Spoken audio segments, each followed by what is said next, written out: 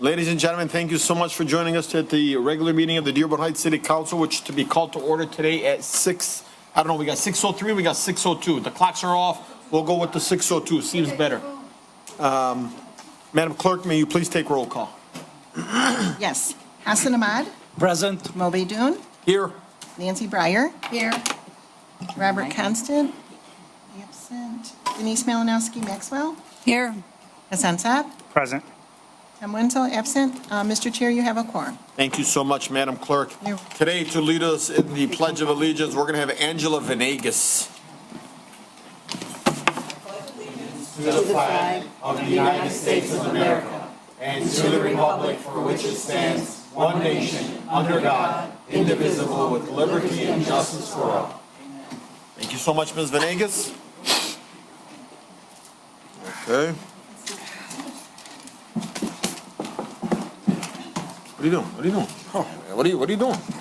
I gotta run the meeting here. What are you doing? Need by space. All right, here, you guys can have more. Thank you. Next up, we have the agenda approval. Council Chair. Councilman Saab. I move that the Dearborn Heights City Council approve the agenda for the regular meeting of August 12th, 25 as submitted. Motion made by Councilman Saab, seconded by, can I get somebody? Second. Motion made, seconded by Councilwoman Breyer. Any discussion? Council Chair, Yes, sir. if we can add to the agenda the agreement that was sent to you today between Dearborn Heights and Garden City regarding the program. Okay, well, that'd be under Madam Clerk, would you say 11, no, ordinance and resolutions, let's go,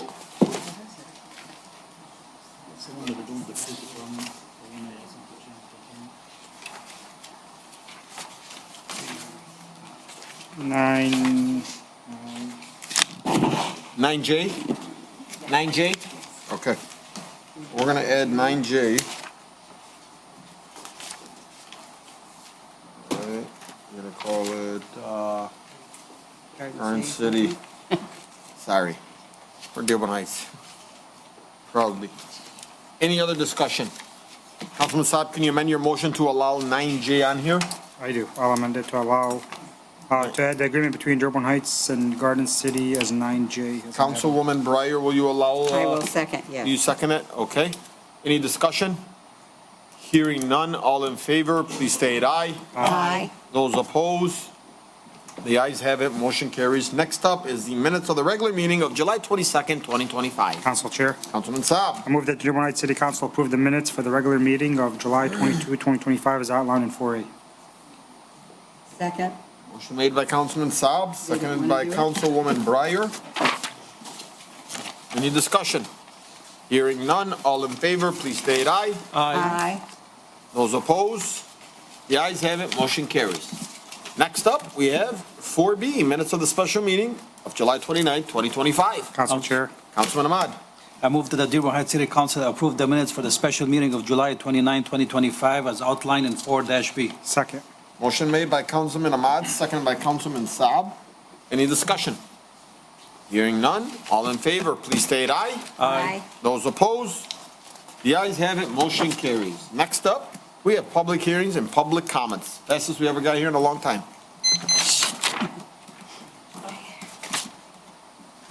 Council Chair. Add to the record, Mr. Constant's here. Madam Clerk, please set the record that Councilman Constant is here, present with us here today. Welcome, Councilman Constant. Thank you, Council Chair Perdue. All right. Hello, honorable You body. asked for an additional minute? I did. So we're I gonna hope go to be quicker than that. Okay, let's go. Real quick, moving to item 8A. I wanted to draw for public attention to this item what the charter states regarding warrants versus using a check as a warrant.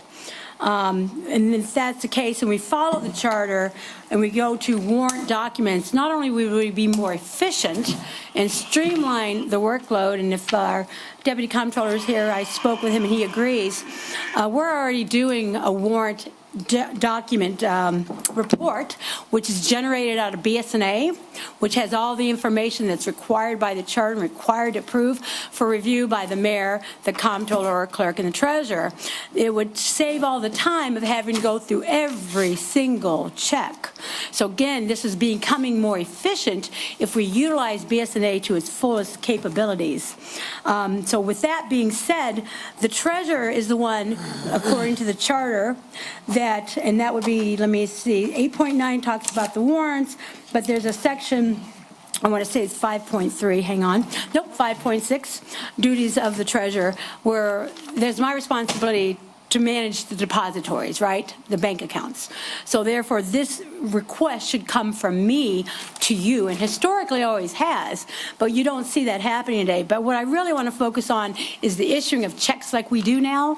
We really need to move away and become more efficient, like I said, and streamline, and would be following what the charter has clearly illustrated to us, what is needed, what is required to be in compliance with that charter, and that's by doing a warrant report, like I said, generated out of BSNA. We're already doing it, by the way. Like I said, we're doing it with the ACH payments, really easy. Going through that document, that report really quick. Has everything I need, including the general ledger number. Everything's there, and the vendor. But right now the way we're doing checks is very old school, very slow, very inefficient, and I think we can do better. I'm sure our department heads would agree, because sometimes they're waiting for a while for checks and being held up, whatever the case may be, because people are busy, whatever it may be, I don't know. But I want to bring that to your attention and would like to see the city move in a progressive manner on becoming more efficient and streamlining this process. And Deputy Comptroller? I know you just walked in. I don't know if you want to add something. I shared with you today. I'm sorry to blindside you, but if you want to come on over. We talked about this. We're both in agreement that this is a direction we really want to see. We can have these discussions when we get to that point. Okay. Thank you so much. Thank you. Thank you. That's not mine. Okay. Anyone else in the audience? Hey, ma'am, I know you asked for an additional 2 minutes. So I will give you that. Please state your name, the city. My name is Angela Venegas, Dwight Street, Dearborn Heights, Michigan. There's a few things I want to talk about that are in the agenda. The first one is 10A, the petition for the unauthorized disclosure of minors' info with the DC7 Dads Club. I just don't understand what they're asking for in this petition. They've met with the mayor. They've met with the police department. They've come before council. They've spoke with the clerk. There's been an investigation. There was a police release on July 30th. They can't find anything wrong. This was simply just human error. It's just something that's happened, and I'm all about kids and their safety and everything. But I don't understand what they want at this point. You guys have offered them solutions. I think you guys are now taking the steps so that something like this doesn't happen again. I just don't understand why this is not on the agenda. I know they have a right to do a petition, but I just don't understand what they're petitioning for. It's been told, within 24 hours it was taken off. Everything that they're asking for has been talked about in the council meeting. So I just don't feel like this should even be on the agenda. If anything, maybe you guys take it to a study session or to the administration. I just don't understand what they want at this point. And then I want to talk about 11A, the Airbnbs, and you guys are going to be surprised, but I do not think that you guys should say yes to this tonight. And the biggest problem is there's still no enforcement. Who's going to enforce this? Ordinance is done Monday through Friday, done by 4:30. Our police department, we all know it, it's no knowledge that anybody doesn't know is shorthanded. Who's going to enforce this? Has that been disclosed? Does anybody know who's going to enforce this? No, and I don't, and if I had to give my opinion on this one, I do like it. I think we can take it to a first reading instead of a second, and we need to increase the fines on it. Well, they have the fine now at $1,000. Yeah, it needs to be at least a $5,000 fine if you violate having an Airbnb in Dearborn Heights. And then my other question is, how many times are they being allowed to violate this? I mean, could it be 30 times? Is it 10 times? Is it 5 times? Can you afford $5,000 every time you do it? Well, not with what we have at $1,000. $1,000. I mean, the one next door to me is getting $350 a day for their Airbnb. So if he rents it for a week, your $1,000 fine is nothing. Exactly. And the aggravation that I get to put up with ain't worth $1,000. But, and I just want to know, what are we going to do? Because a lot of these Airbnbs are out of state. How are we going to collect the fines? And if we can't collect the fines, we're going to put it on their taxes? I mean, You levy it on their taxes. yeah, as I said, but there's a lot of things that aren't written that you guys, I just feel need to add to protect not only the city, but to protect residents and to make sure that this gets done. I mean, we've had a shooting at one, we've had where the police were overpowered at another one, I've had hookers and whores next door to me, it's no secret. So me out of anybody, I really want this to pass, but I just feel that the enforcement thing is a big thing for me. And I just think it's a heavy thing to put on our police department right now. Something's got to be, we got to find a balance here somewhere. It's just got to be talked about. Yeah. I mean, look, the reality is, it has to fall on the police department. It's got to go to the police department. It can't go to the ordinance department. It has to be solely on the, Well, no, because you're going to run into a position where they're going to be having a party at one of these places, and you can't send an ordinance officer in by themselves. Exactly. They're going to be It's gotta fall on the overpowered. police department, you know? Council Chair? Yeah. I mean, to be honest with you, it's going to be easier to enforce because everything is listed online. So anything listed online is going to be ticketed. If somebody for any, like, if you know of anyone, then probably the police department can be involved. But anything listed online, that's going to be ticketed. The problem with the listing online, though, is there's no addresses. There's just pictures of homes. And we don't even, are we going to register these Airbnbs? Are even our rental homes registered? Do we even know how many rental homes we have? We do. We have that number. So, but these Airbnbs, do we have any idea? We don't know. No. The only time you know of where we're on this is when we come up and we talk to you guys about it. And according to certain people, that's not a problem here in Dearborn Heights because there's only a few of us who come up and talk about it because everybody else is afraid. So. Well, I mean, obviously, you know, the administration's got to put together a more, cohesive plan, but the reality is this. I think almost every single person on this body here wants to see it, but I agree. A first reading instead of a second reading before this is passed, so that we can make some adjustments and changes. But I am going to keep it on here and so that we can continue to have those conversations. Madam Clerk, did you want to say something? Just that we already have a first reading. I know. When we get to that, we'll discuss that, Yeah, okay? we'll get into another first reading. We'll add another reading to it. We'll make the third the final. I just think some things need to be tightened up on it, that's all. I agree with you. Trust me, I want it passed more than anybody. I've been living this hellish nightmare for 2 years now. Yeah. So, and I also wanted to bring up, why is there like no purchases on the agenda from Amazon? We had 30,000 plus last one, and now there's no Amazon purchases? I will tell you that Mr. Dancy sent us the receipts to everything, and he's constantly still keeping up to date. Every day he sends all of the council an updated thing, so kudos to Mr. Dancy on that.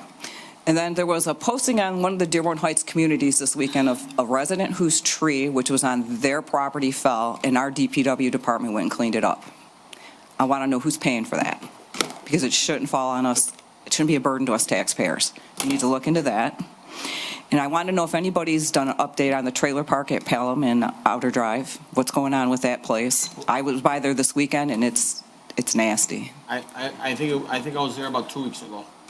And what are we doing with it? I mean, I know that they fixed the issue with the plumbing and stuff that they're going. I do know that, maybe we can have Roger eventually at the end give us an update on it. Okay. Thank you. And I need you, Mo, to see what you're going to do to get that grass cut over there on Beach Daily between Kennedy and Hines Park. So after they cut it, I can go clean it so when the kids go to school, they're safe and got a good way to go to and from school. Thank you so much, Ms. Thanks. Venegas. How you doing, ma'am? Please state your name, the city you reside in, the street that you live on. You have 2 minutes. Nancy Dearstepanian, Waverly Street in Dearborn Heights. My concern, I have a safety issue concern. The Eternal Light at Ford Road and Telegraph, they do wonderful service for our community, and I do appreciate that. I have no complaints against them, but I am concerned about the cars that line up to get their services. At where? There- Ford Road and Telegraph, the Eternal Light at Ford Road and Telegraph. I believe that's. Oh, yes. It's closer to Waverly and Telegraph. That's correct. Waverly and Telegraph. That is Waverly and correct. Telegraph, okay. Yes, and I live on Waverly Street. So the cars line up, they start at 9 o'clock or earlier, and they go from Waverly to Midway to Highland, then they go south to Ford Road and on to Ford Road. They go as far as the cemetery, even sometimes past the cemetery entrance. I've seen a couple times a police car at the end of the line trying to, with his flashers on, trying to let people know that these cars are stopped there and it's a concern. I've tried to turn right from Highland onto Ford Road. I can't even see if there's traffic coming because of all the cars lined up. So I'm very concerned. I don't want them to not do it. That's a wonderful thing. But I am concerned about the traffic hazard that it presents. I do have a solution proposed for this. Rather than going south on Highland towards Ford Road, could they possibly go the other direction, north on Highland? They have that whole mile before Warren Avenue. And it's a same residential street as if they were to go south. But rather than just have the 1 block south going to Ford Road, they have almost a whole mile going towards Warren Avenue. And I think that would eliminate a lot of the congestion that we have the Ford Road traffic. And this happens 3 times a week, and it's always lined up, and it's always onto Ford Road. So I'm hoping that, I don't know how you'll do it.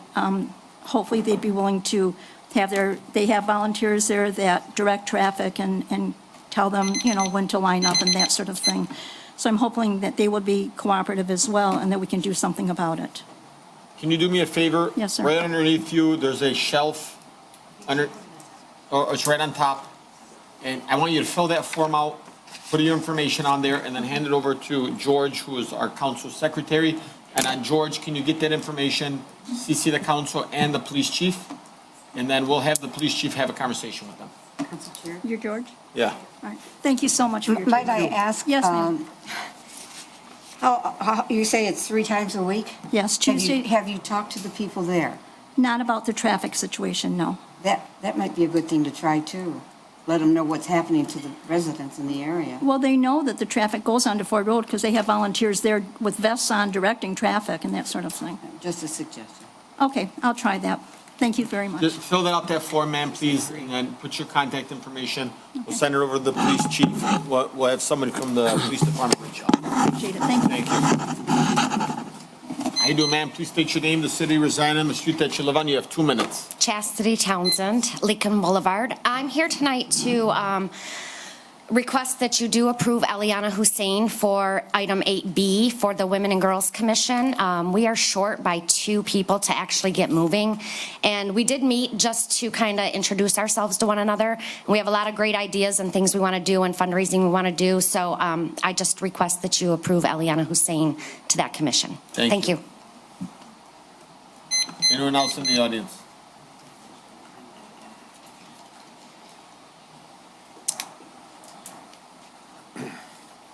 Mike Blackburn, Arnold Street, Dearborn Heights. This is about 9G, about the procurement policy. I would ask that you move that to a study session. There's a few things in there that are concerning to me. And one of the things that are concerning is prior to this administration, department had always had to go to city council to authorize to go out for bids before they went out for bids. That way you can ask if the money is budgeted for. This administration went out for bids. You guys do nothing about it. Time and money was wasted for doing that if you guys shoot down the bid proposal because we don't have the money. Bids were approved, bids went out that were not, they weren't budgeted for.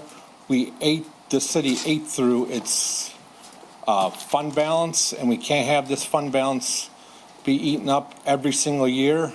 There's other things in there I don't like, but I think department heads should have to get council to authorize them to go out for bids so council can make sure that the money is budgeted for and that we're not taken out of the fund balance.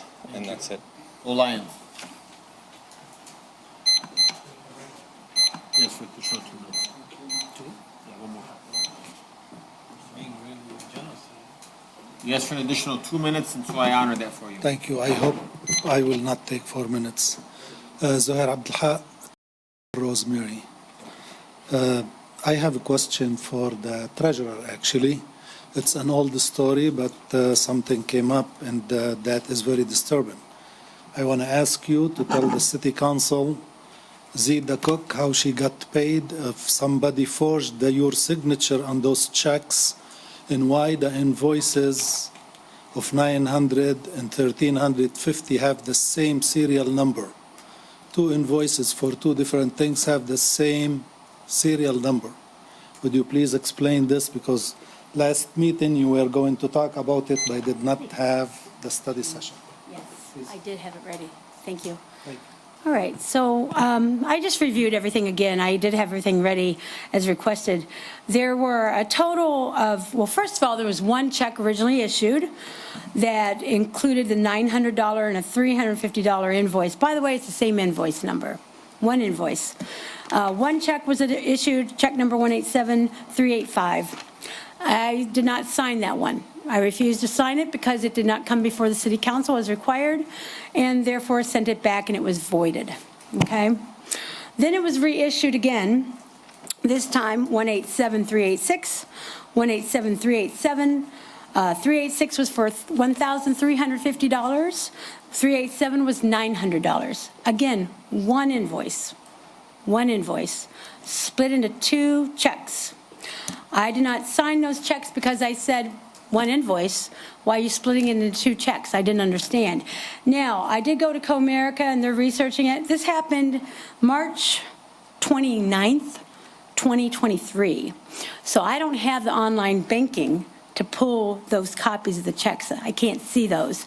So I do have Comerica researching that, but I did not sign those. And that's all the information that I have that I can bring to you regarding this question. Question for you, Madam Treasurer. Of course. Did you report this to the authorities? I did, yes. Okay, yeah, you should probably reach out to the FBI and Michigan State Police. All right, thank you. The second issue, there are credit cards, petty cash credit cards, I think, issued to the mayor. Their limit is $1,400. And those are for use in case, you know, there is emergency, there is something need to be done. It came to my attention that the mayor used them in 3 places, in Milwaukee twice, and in Tennessee once. Now, did the mayor tell the city council what he did in Milwaukee for the city and in Tennessee? Did he submit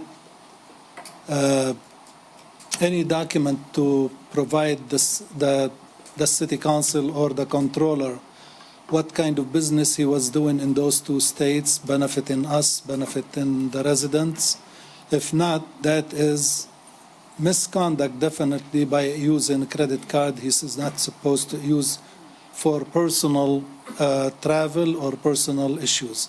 So I would like you to have the treasurer give you those documents and look at them. I don't know if she gave them to you, but when I was in the treasurer department, for heaven's sakes, I used miles from the credit card, if you remember, to buy things for the treasury department. And God bless him, Palatko wants to do forensic audit on me because it exceeded $1,500. So I hope that you do look into it, because we don't know where other things happened and who got paid in different ways. Since the treasurer is not signing any of those, I would see if her signature was forged on some of the checks. Thank you. Council Chair? Yes. Thank you, Council Chair. Mr. Zahir Abdulha, I did reach out to the mayor's office, and those charges were in Lansing at the Hilton Hotel. Basically, Mr. Deeb had to take mandatory training for the CDBG disaster recovery training. So basically, he stayed at the Hilton, but the Hilton probably main Did you know office that if you had 500? is in Milwaukee. So, Okay. Even if Mr. Ali Deeb did do those, you know, that basically credit card was issued to the mayor. correct. Okay, not for anybody else. Right. That's one thing. Second, did Mr. Ali Deeb submit any didn't. document to show that what he did? No, I but- didn't know that Mr. Ali Deeb was the one who used it. In any I mean, I case, just got this email. In any case, he should either submit expense sheet on monthly basis or whenever he goes on travel. That is normal practice in any company, in any municipality, that when you use city money, you fill expense sheet telling the controller, this is what I did, this is what I spent, I need reimbursement, or the city council approve the expenses. If they didn't, that is not good practice. And when they issue credit card for a person for a reason, not for anybody else to use it. No, I do agree. And even my second question to them was why not the CDBG paid for the training, since it's a CDBG training? And we have money in the CD. We have Yeah, so that was training, we have my, money in You the have lots of money in the CDBG, and I don't think, okay, they would object to use that money. I don't know, maybe Mariana wants to. Thank you. Are you done, Mr. Zer? I'm done. Go on.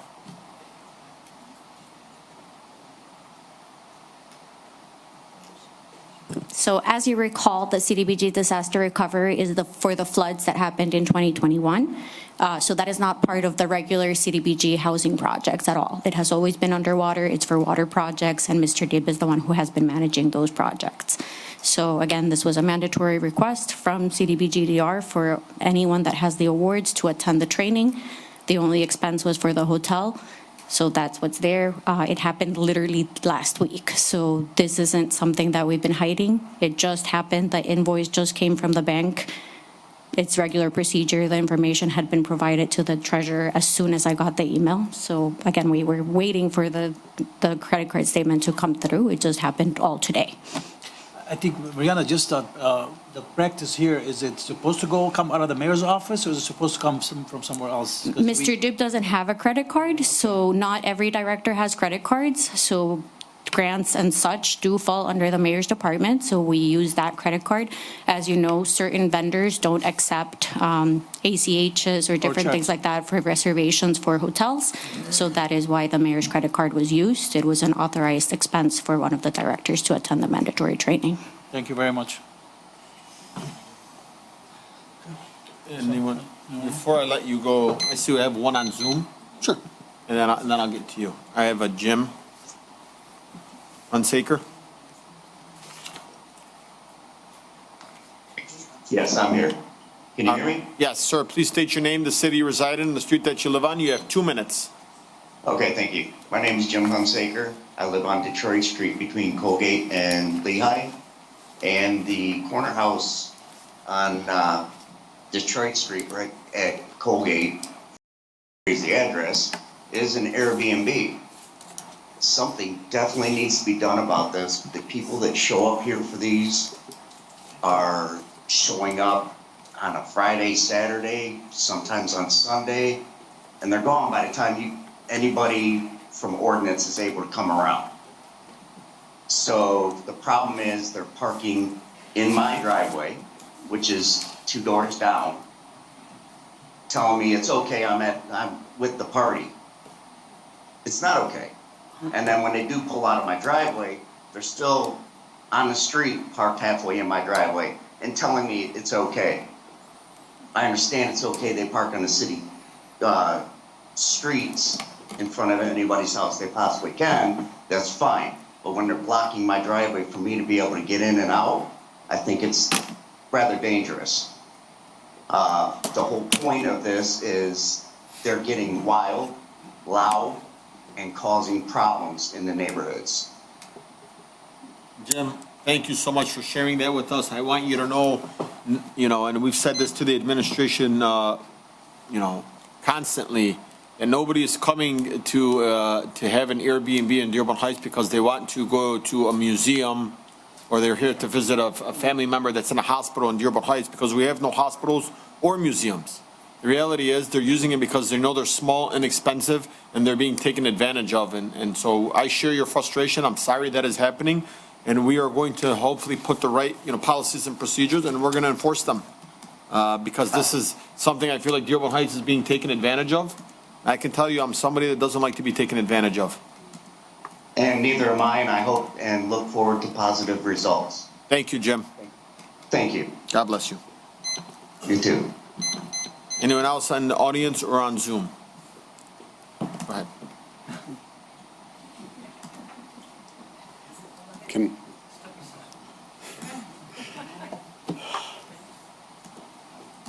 Sorry. Yeah, please state your name, the city you reside in, the street that you live on. You have 2 minutes. Renee Myrna, Dearborn Heights, Annapolis Street. First of all, I want to say I'm very proud of the residents. I had been praying for the city, and I was praying specifically for people that can follow the money to rise up, and there seems to be a plethora of these people that are watching the money of Dearborn Heights and where it's going, so that we can finally be accountable to where all the money's going. Second of all, the thing that bothered me, I've been watching on Zoom when I'm not here, and the thing that bothers me, and I could be wrong, but it seems to me that the city council stated on when they're approving these things that if it's not attached to a, I don't know if it is attached to a number, attached to a something, that you're not going to approve it. And from what I understand, there's blanket approvals on things that weren't attached to stuff. And so that's concerning to me. I don't know the language. I don't know how to explain it. But all I know is I remember the city council saying, if it's not attached to a claim number or whatever it's called, then you're not going to approve it. But from what I understand, the last couple of meetings, some things were approved that weren't attached. So, you know, if you can explain it, that's fine. But these are the things I'm observing. I just want to tell you, I'm still praying for you guys, you know, and congratulations on the election for councilman chair. And I'm going to pray for you guys extra hard now. Thank you so much. God bless you. Anyone else in the audience? Anyone else on Zoom? Okay. Mr. Cooper, you have unlimited time to speak. I think I know why you're speaking, but I will let you go ahead and speak to the best of your ability and your knowledge. Yep. David Cooper, Director of Innovation Technology for the City of Dearborn Heights. Wow. Prior meeting that I was not able to attend for various reasons. I want to say first that my investigation completely aligned with the city clerk, everything that she reported. But also during that meeting. What is it that? The incident. Sure. The potential release of the information, how it went through, how she dictated what order it went through, who approved the passage. Everything there was documented. So exactly what she said about documents being uploaded, the comptroller's office uploading and approving them, how it goes to the mayor's office or designee, gets approved, and then goes to the city clerk. Okay? In the platform civic clerk, it is designed to go to the clerk's office, technically for an approval, just that's the way that it goes, but she doesn't ever really approve everything in there. And historically, it shows 100% she has never approved anything in that platform. And again, it's just set up so that it gets to the clerk's office. When we originally went to the civic clerk, that was when we worked, it was months worth of work going through setting that up. That was just the way that was determined would be the best practice to follow.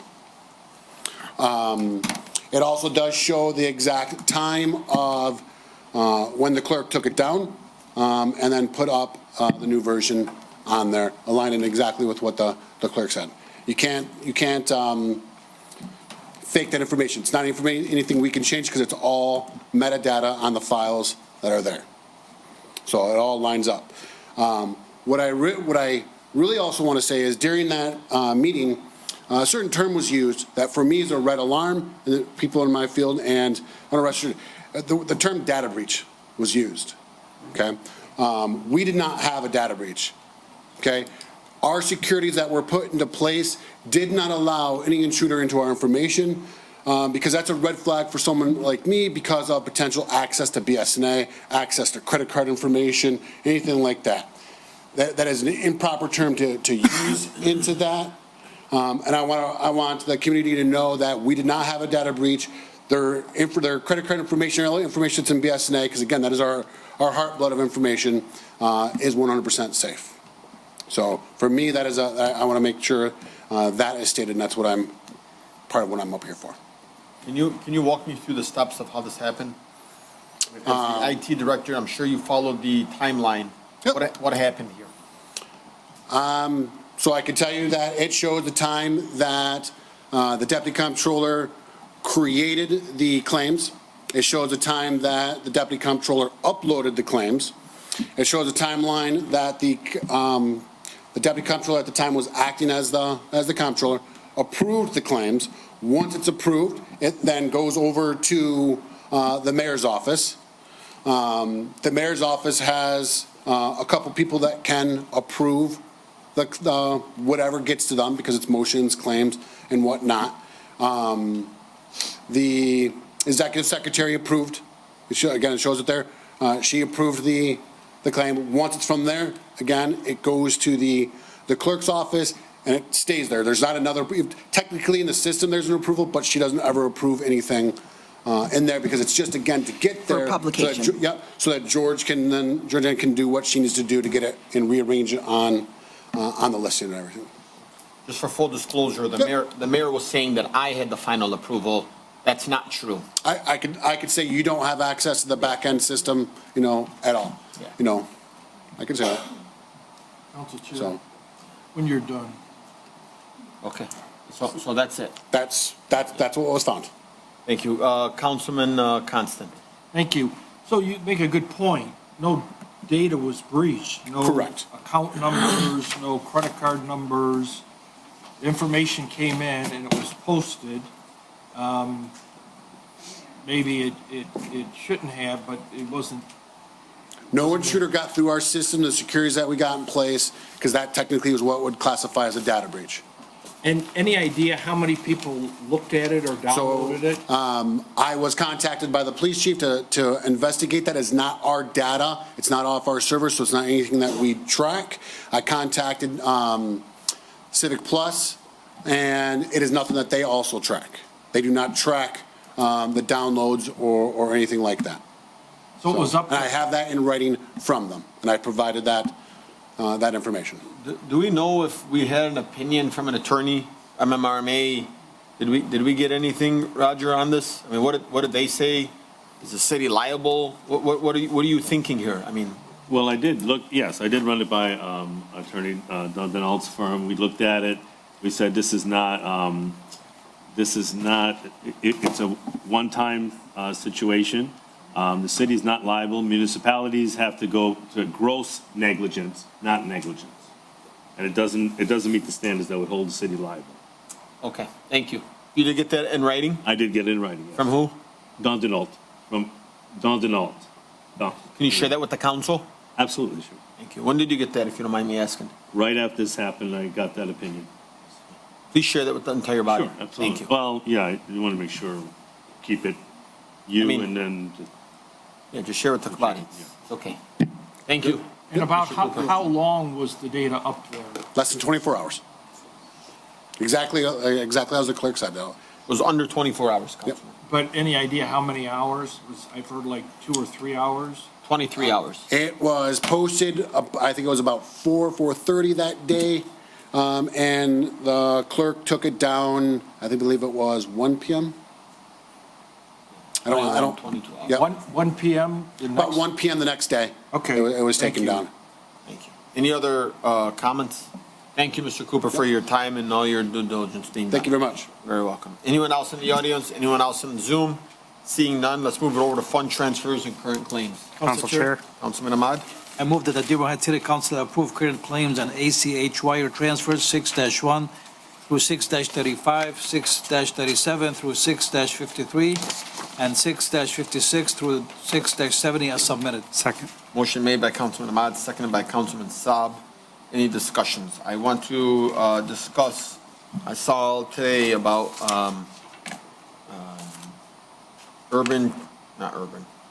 artistic landscaping. I had a conversation with Director Dancy. I asked him to please send us over the, and I want this to be in a backup so that the residents can see the before and after pictures, but he was able to email it over to all the body, or I believe he sent it over to me and I was able to share it to the council. I don't remember the process. I sent out so many emails today. But the reality is, we got that information and it seems like we've owed them for quite a few cuts. And so to answer Mrs. Renee, yes, we received the backup and that's why today it's being approved, is because we had the communications and really the right thing to do here is to pick up the phone. You have all week to be able to call your directors. I called Mr. Deeb 3-4 times today. I called Director Dancy. I contacted the police chief. I called Director McCaffrey. So I make those phone calls all throughout the day so that we're not here bickering. The truth is, and they've all been able to answer those questions. And so thank you, Director Dancy, for emailing us that. And for the audience at home, the entire council received the before and after pictures of what they were cutting. Thank you. Council Chair. Councilman? I'm sorry, I think Renee, she meant something different. She meant like everything we're paying off, it's linked to a budget line. And she's saying that we paid something was not linked, as you requested before from everybody, but I think she's saying that we paid something was not linked to a budget line. I don't recall. Did we? General ledger? Yeah. Yeah, but did we do something like, I don't recall like paying something was not linked to a I don't recall that. line item. I don't know. I don't recall. But- If you have something, please send it to us. Yeah, thank you. Thank you. Any other discussion? Seeing none, all in favor, you want to say something, Councilman? No, almost. All in favor, please state aye. Aye. Those opposed, the ayes have it, motion carries. Next up, we have Comptroller's Office bid award Warren Valley parking lot resurfacing. Council Chair, Councilman? can we just, You need to Well, read it. let's read the motion. okay, that's fine. Recommend a motion that the Dearborn Heights City Council award the bid for Warren Valley parking lot resurfacing to Blank. blank contingent upon the following. Okay. Can I get a second? Second. Motion made by Councilman Saab, seconded by Councilman Constant. If I may, I had a conversation with Mr. Deeb on this today. I let him know that, one, nobody contacted the school and told them, we expect you to pay $315,000. Nobody contacted, the building tenant and told them you need to pay $33,000 because I contacted both of them. And then the city needs to come up with $734,000. Look, we just don't have that money. We can't give people raises. We can't come out and say we're going to be paying for all this. The reality is, I have to kind of agree with Councilman Wanso on something where it says we have to maintain, and I believe that that parking lot does need to be maintained. It doesn't mean we need to come rip up this whole entire floor and say, well, here's a 20-year fix. The city does not have that financial, we're not in that stability to be able to do it. We have no revenue sources. We have no way of saying we can put more money from our resources, our recreational, to be able to fix this parking lot. I know we're obligated to maintain it, and the right way to maintain that, and Mehdi, I know you want to kind of go in the back and forth, and I don't want to, because I told Mr. Deeb, No, I had a conversation. let's have a meeting next week. Let's make sure you can reach out to all these individuals that applied, so we don't have to really technically go out for rebid, and tell them, price us, all of you price us on resurfacing with the 2-inch layover, like Councilman Saab said, and patching up and fixing the spots that they are. We're not saying a 1/2-inch layover. We can go with just a 2-inch layover, and then you can contact the school and them and say, this is your cost, this is your, and we don't know if the school's still gonna agree to it. Oh, no, I agree. You know? The motion, But let me finish. Here today, you gave a solution on how to pay $1 million. This body has already said, we're not gonna pay $1 million. We're not paying $734,000. What I can tell you is you could pay $500,000, ask the school to pay $150,000, and that's, the tenant of the building pay, $25,000, $30,000. And guess what? Dearborn Heights ended up paying $300,000, and that seems a lot more easy than to find $1 million. no, Okay? I Let's agree. not put numbers until. I'm giving you Just give an hypotheticals. example. And Yeah, those are all just hypotheticals. can I just make one statement? I don't want to go back and forth. I agree with you about that. First, the motion was supposed to be contingent, so I did not expect them to agree upfront, but I wanted the council to put something out there to agree. If you don't agree with this full resurfacing, a 20-year It's not fix. this is not No. we said that last meeting. No, and I agree with you. But the issue I have as the financial representative is, over the 20-year period, if you go with cheaper fixes that last 4 to 5 years, you're going to end up paying double over a 20-year period. Now, I understand your current financial situation might deter you from doing a full replacement. I just personally think that over the lifespan of this project, it's better for the city to invest in a 20-year fix instead of a 4-year fix. Now, the other problem I see with the city is we're kicking the can down the road for a lot of repairs and maintenance, and at some point, we're all going to have to come to the conclusion that we're going to have to repair things to the fullest extent. And I got to tell you, Mehdi, I do not want to sound arrogant, and I don't want to be mean. You may feel that way, but No, I this don't. body up here voted a different way, and we were elected to make those decisions And for the I- residents. Well, hang on. And you said I feel this way, and so that's why you brought it back. I want you to know that this elected body up here unanimously voted to turn this down. Actually, 6-1 was the last vote, and we don't want to kick the can down the road, but unfortunately, we have things like extremely, bad infrastructure. We have things like we want to pay our employees. We have things like, you just got a phone call from an attorney telling you to pay, for the increase of certain unions, to pay them. and you said we can't afford it. You know, and so like, let me tell you, we can easily come out and say, let's fix a parking lot. That does not represent, you know, the entire citizens of Dearborn Heights. And so when we make these decisions, we have to make the decision to be financially, even if it takes, you're right, but in 5 years, we might find a grant. In 5 years, this next administration might have a grant writer that says, we're gonna be able to fix this parking lot for only $10,000. You don't know that, I don't know that. But you can't make the decisions and say, hey, you know what, let's come out here and this is what I think is the best. No, we already made this decision. We asked you to send out a 2-inch layover, what's it called? Layover. A layover, and that's it. Okay, You wanted the council I to see understand. that option. The notion was, from a financial perspective, the 20-year cost of whatever you were proposing will be about double to triple the value of if you were to just do it all right now. Now, I understand, Council Chair, but as a financial representative, I present numbers to you. I'm not saying that I'm right and you better do what I say. I'm saying, here's the numbers, you make the decision. We did, we made the decision last week. The decision last week did not have the full breakdown of how we're gonna pay it and things like that. It just said, hey, here's $1 million, then you asked, where's the fund balance, this and that. Instead, I tried making a more detailed descriptive motion of what it would take to get this project done. I do agree that the city's in a financial situation where we have to be very tight on money. I just saw this project as something that we could do immediately to the fullest extent instead of doing a partial bandage repair. You have the right to turn it down and say, hey, I want something that's half the cost, but will only last about a quarter of the time. Okay, Mehdi, I want you to know, you put this together, and that's great how you came up with the numbers, but you never called the school or the tenant, because I called them both and said, what are you talking about? They didn't even know it was gonna be out here. Here's this trustee. They said they had no idea. So the point of the motion is the city council has to approve something so we can get to them and say, hey, the city council approved it. Are you willing to do this? The motion says contingent on the following, meaning that if you go to the school board or if you go to the building tenant and they deny it, you say, okay, they denied it. We can't move forward with this project. You know, but you know what that's doing? It's wasting more time. These people wanna open. They wanna open. We're losing money. Council Chair?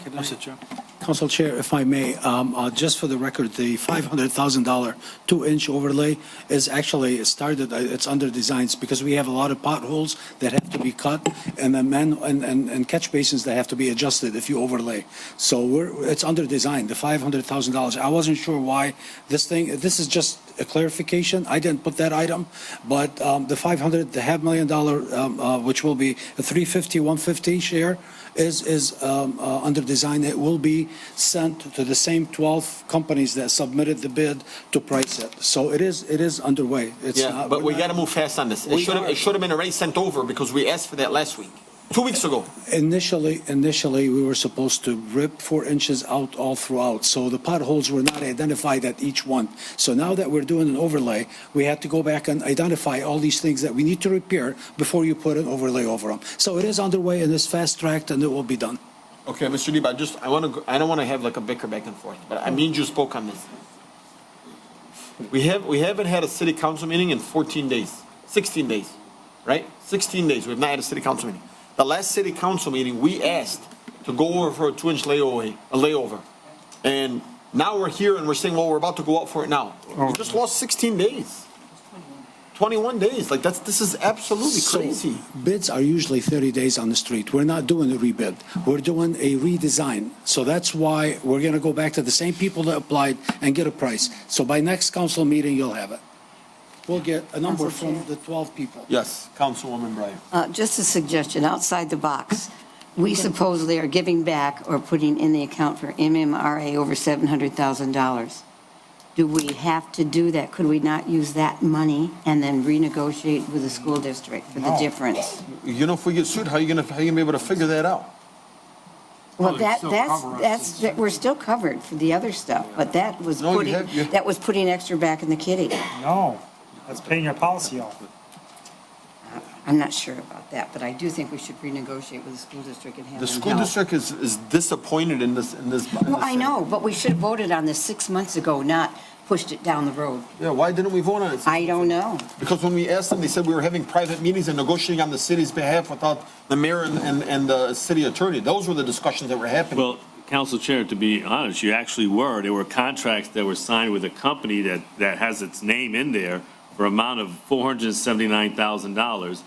The Crestwood agreed to pay a quarter of that amount, $164,000. And then they claimed that that company was not negotiated, but they put a bid on May 21st that was approved, and now they did another bid, and Crestwood actually approved the contract. I watched their last planning board meeting for another company that they're doing 2 other buildings for $267,000 to pave our parking lot without any discussion with us. So I think we need to go back and figure out what's happening with that situation. I want to tell you guys, now, are you all set here, Roger? Yeah. Thank you. Let me tell you guys what really happened. I got a phone call from the superintendent and some school board members and said, this is what Crestwood would like to do. There's a huge safety concern issue with regarding to the parking lot. They came here not 1 time while Roger was here, not 2 times while Roger was here, 3 times while Roger was here, and on the 4th time, Roger wanted to fight the president of the school board and said, meet me outside. And so the reality is, the Crestwood School District has said, no, we're still gonna use the parking lot. You guys are gonna have to pay for it, and we're not gonna do it. And that's not this body's fault. I'm correcting your narrative, Council Chair. You're absolutely wrong. This was started in March and April, the negotiations in May. The bid was put out May 21st. I knew nothing about this. I was alerted by Crestwood. When they came to the meeting, you already had an agreement, Council Chair, and the administration and the mayor negotiates, not the city council first. You vote on the issue when it comes to you, and you review the contract. You don't negotiate, then vote on your own contract. That's what I pointed out, which was wrong. Thank you. What Mr. Farina, thank you, Mr. Farina. What I want you to know is Roger's actually mistaken. The building tenant, Mr. Esau, emailed the city council we had no idea. What are you talking about? Somebody just randomly emails me. I'm supposed to tell them, no. Email only Roger and the mayor? I can't control that. But Mr. Farina is making it like he said the school board made a vote on approving $275,000. It's not true. Yeah, I know it didn't happen. Here's the vice president of the school board. But anyways, we're not gonna go back and forth. I want to have this one tabled, if that's okay with Councilman Saab, seconded by Councilman Constant.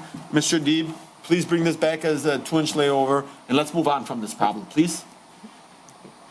I mean, this is my opinion. I'll take the rest unless you guys want to take a vote. I will table this. I vote to table it. I want to table it and bring it back with a 2-inch overlay. Council Chair? That would be. If they have something in the next couple of days, we can even meet next week just to expedite the. Yeah, let's see if you can do that. Thank you so much. Does anyone else have any discussion on this? That would be to refer back for a bid or language on a 2-inch layover. Okay, let's refer this back to you. Councilman Saab, are you okay with that? Councilman Constant, you second that? Yes. Okay, we're gonna refer this back to the administration. All in favor, please state aye. Aye. Those No. opposed? No. Madam Clerk, please take roll call. Hassan Ahmad, Yes. Nancy Breyer, No, because we knew in advance that Mr. Issa said it can't open until it's done. And now we Robert Con- pushed it into the school year starting and it's not. Madam- Robert Constant, Yes. Denise Malinowski Maxwell, Yes. Hassan Saab, Yes. Moby Dun. Yes. Motion carries. Thank you. Next up is Controller's Bid Award, Street Pavement Program Contract 2025-2027. Council Chair? Councilman? I move that the Dearborn Heights City Council award the bid for the 2025-2027 street pavement program contract to A&G Construction as the lowest bidder. And I would like to adhere to be sent, once the contract is available, to be brought back to us for final approval. Then we can authorize the mayor and the clerk to sign the contract on behalf of the city, and authorize the mayor and controller or clerk to sign the necessary warrant and treasurer to issue the necessary payment out of major and local street repairs GL accounts 203-203-880.500 and 202-202-880-500 as outlined in 7-B. Support. Motion made by Councilman Ahmad, seconded by Councilwoman Maxwell. Any discussion? Council Chair? Councilman? So the motion, I did it, that I'm approving this, but we need to see the contract for final approval before we can, before the mayor or the clerk sign the contract with the awardee. Council Chair. Are you also here, Councilman? I'm also. Councilman Saab. When was this bid put out? I don't know. It was put out, I can tell you the exact dates it was posted. Give me 1 second. We went out for this bid last year. Sorry about that, what did you say? We went out for bid for this on last year, right? It was last year, but then it was too late in the season, so we rebid it out this year. What were the days? Huh? What were the dates? I'm gonna pull up the bid net right now to look at the dates. Give me 1 minute.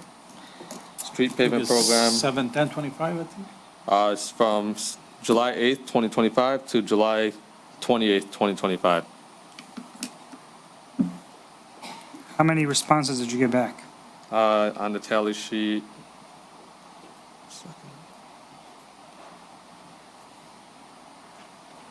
5. So on the top of the tally sheet, you have A&G Construction, Zuniga Cement. No, I understand. That's the only 5 that bid this whole project? Yes.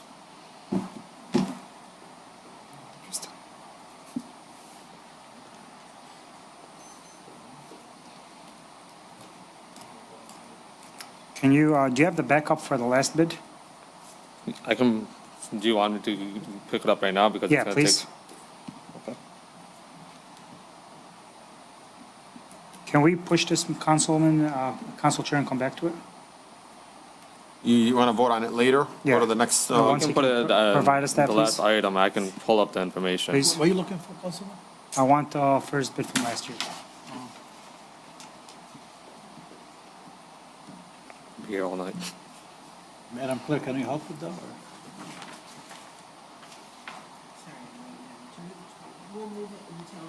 You can find something? Good, thank you. Yeah. Council Chair, I can go ahead and, I don't know, is that? We're going to hold off on later 7E.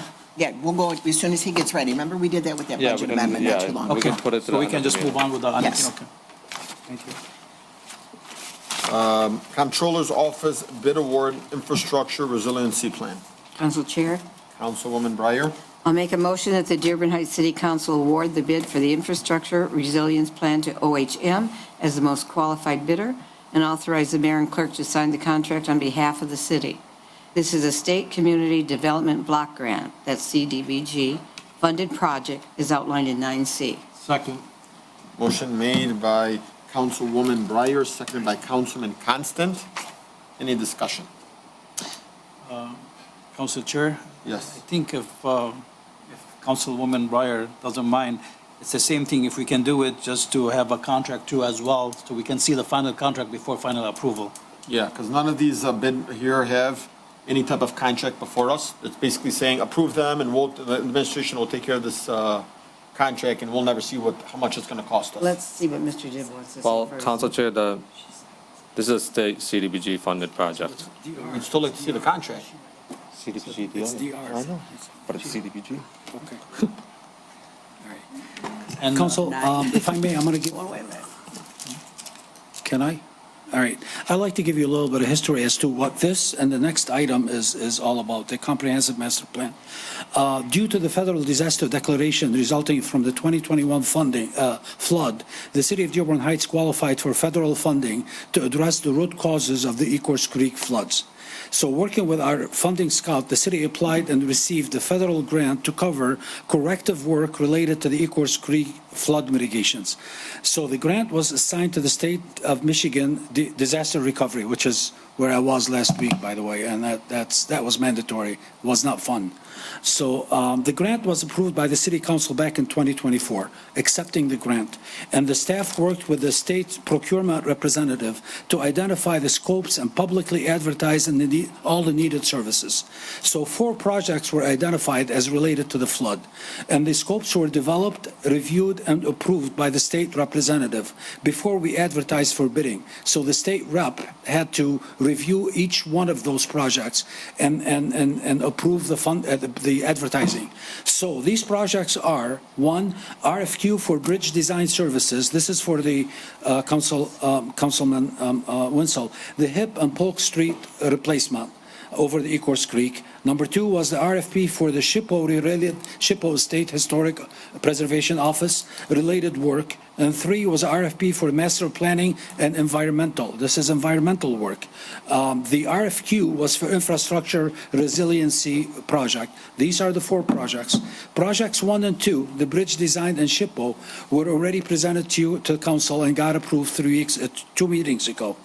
The city council and the state procurement representative now are ready for award, to award these projects. Projects number 3 and 4, which are in front of you today, numbers D, C, and D, are pending your approval. So they will go to the state after you approve them for funding purposes and release. So every part of those scopes and the selection has to be pre-approved by the state, so they're paying 80% of it.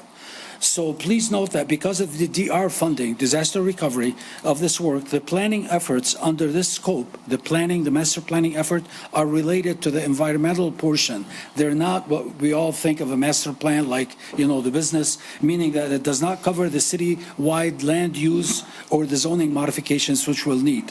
Now, the outcome of this project will be used when we do our major master plan for the city of Dearborn Heights. And this effort will reduce the cost of our master plan. And our grant scout is out looking for funding to do the big city master plan. But these two projects are related only to the disaster recovery, the DR portion, which is what the grant is for. So that's the history behind the infrastructure resiliency. They just wanted to make sure that your infrastructure will not be susceptible to other grant flood, or the environmental master planning, that you are doing what it takes to get things properly done. So these are the two projects before you, and they're really controlled by the feds at this point. The DR is, Office of the Inspector General was with me all week last week.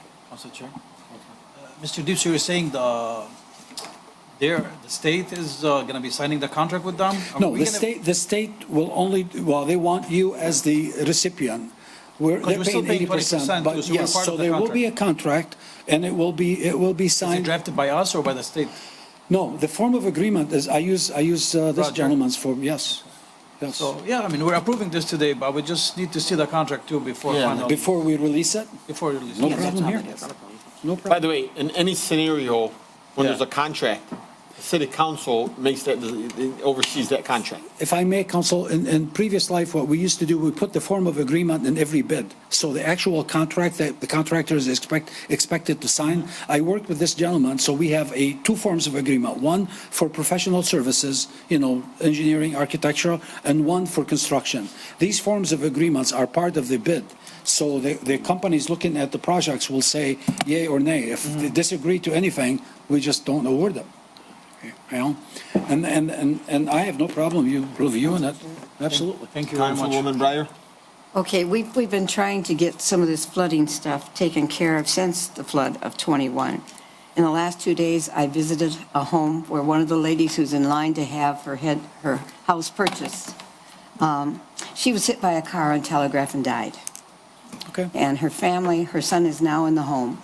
This is at the southwest corner of Banner and Hanover. And she's been waiting patiently for 2-3 years. This was approved. This stuff is usually done in that manner by CBDG. So I don't want to overcomplicate This is it. not doing any purchasing of any homes.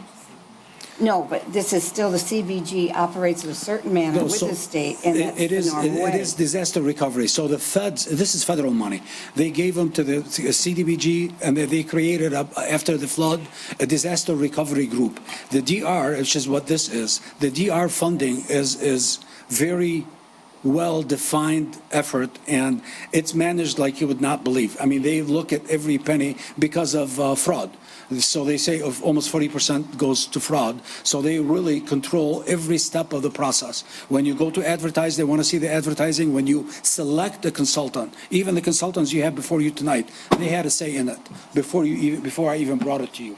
So, and this guy was in every meeting. Thank you, Mr. Deep, for explaining. Sure. Any other discussion? Anything else? That's it. Is she okay with the? Yeah. Councilwoman Breyer, are you okay with us still seeing the contract here? Depends on how long it takes. I don't want to wait another 2 weeks or 3 weeks. Well, when you to get approve it, this I'll going. contact the awardee and tell them that we have to get together and get a contract, and then it'll be on next council meeting probably. Thank you. So that's 2 weeks, maybe. You want to just approve things without a contract? I want to get it going. I'm tired of waiting for so many things. So what do you want to do here? It's your motion. If you don't want to amend it, you don't have to. But I can tell you right now, I can't support something if you're not going to allow us to amend it to say we can approve it with saying we want to see the contract. And that's our job. Is there any way we can see it sooner than 2 weeks from now? That's on them. Council Chair, pending a contract being provided to the council. Yeah, That sounds good. I'll go with that language. Yeah, right? Yeah, that's right. That's all we exactly said, Councilwoman. Kinda, yeah. So, Councilwoman, will you amend your motion? As Roger stated, pending the contract. Thank you. And Councilman Constant, will you second that? Yes. Okay. All in favor, please state aye. Aye. Those opposed? The ayes have it, motion carries.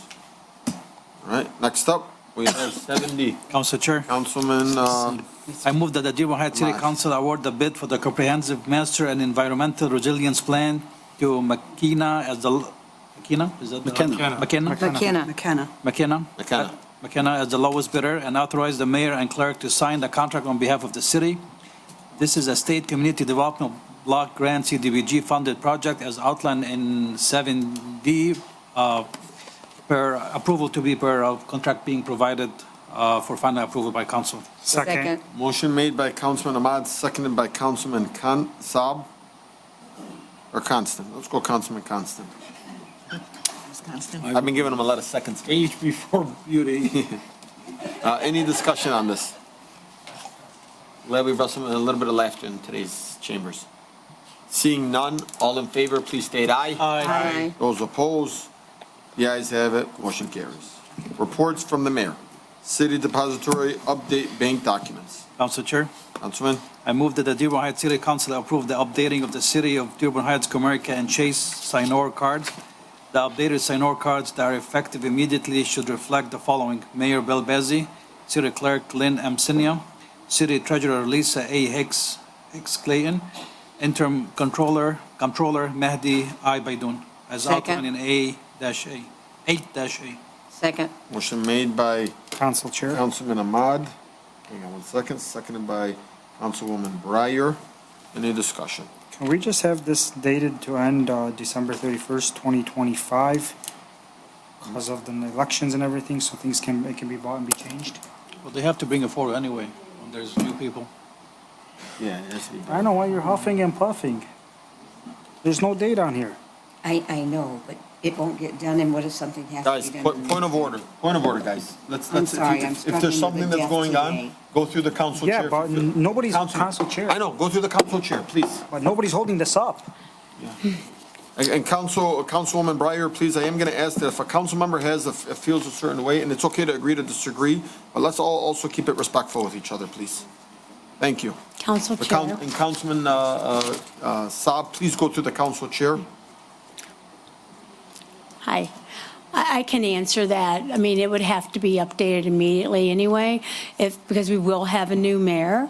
And so therefore, for anything to progress, that would need to be done, and it's done by the treasurer. But thank you, but this is a request I'm But asking. you can date it December 31st as well, or January 1st, whichever the case may be, but it will be done, because it has to be in order to conduct city business. But I do Thank just you. want you to keep in mind what I said earlier, that the need for check signers could be eliminated altogether if we follow the charter. Thank you. Thank you so much.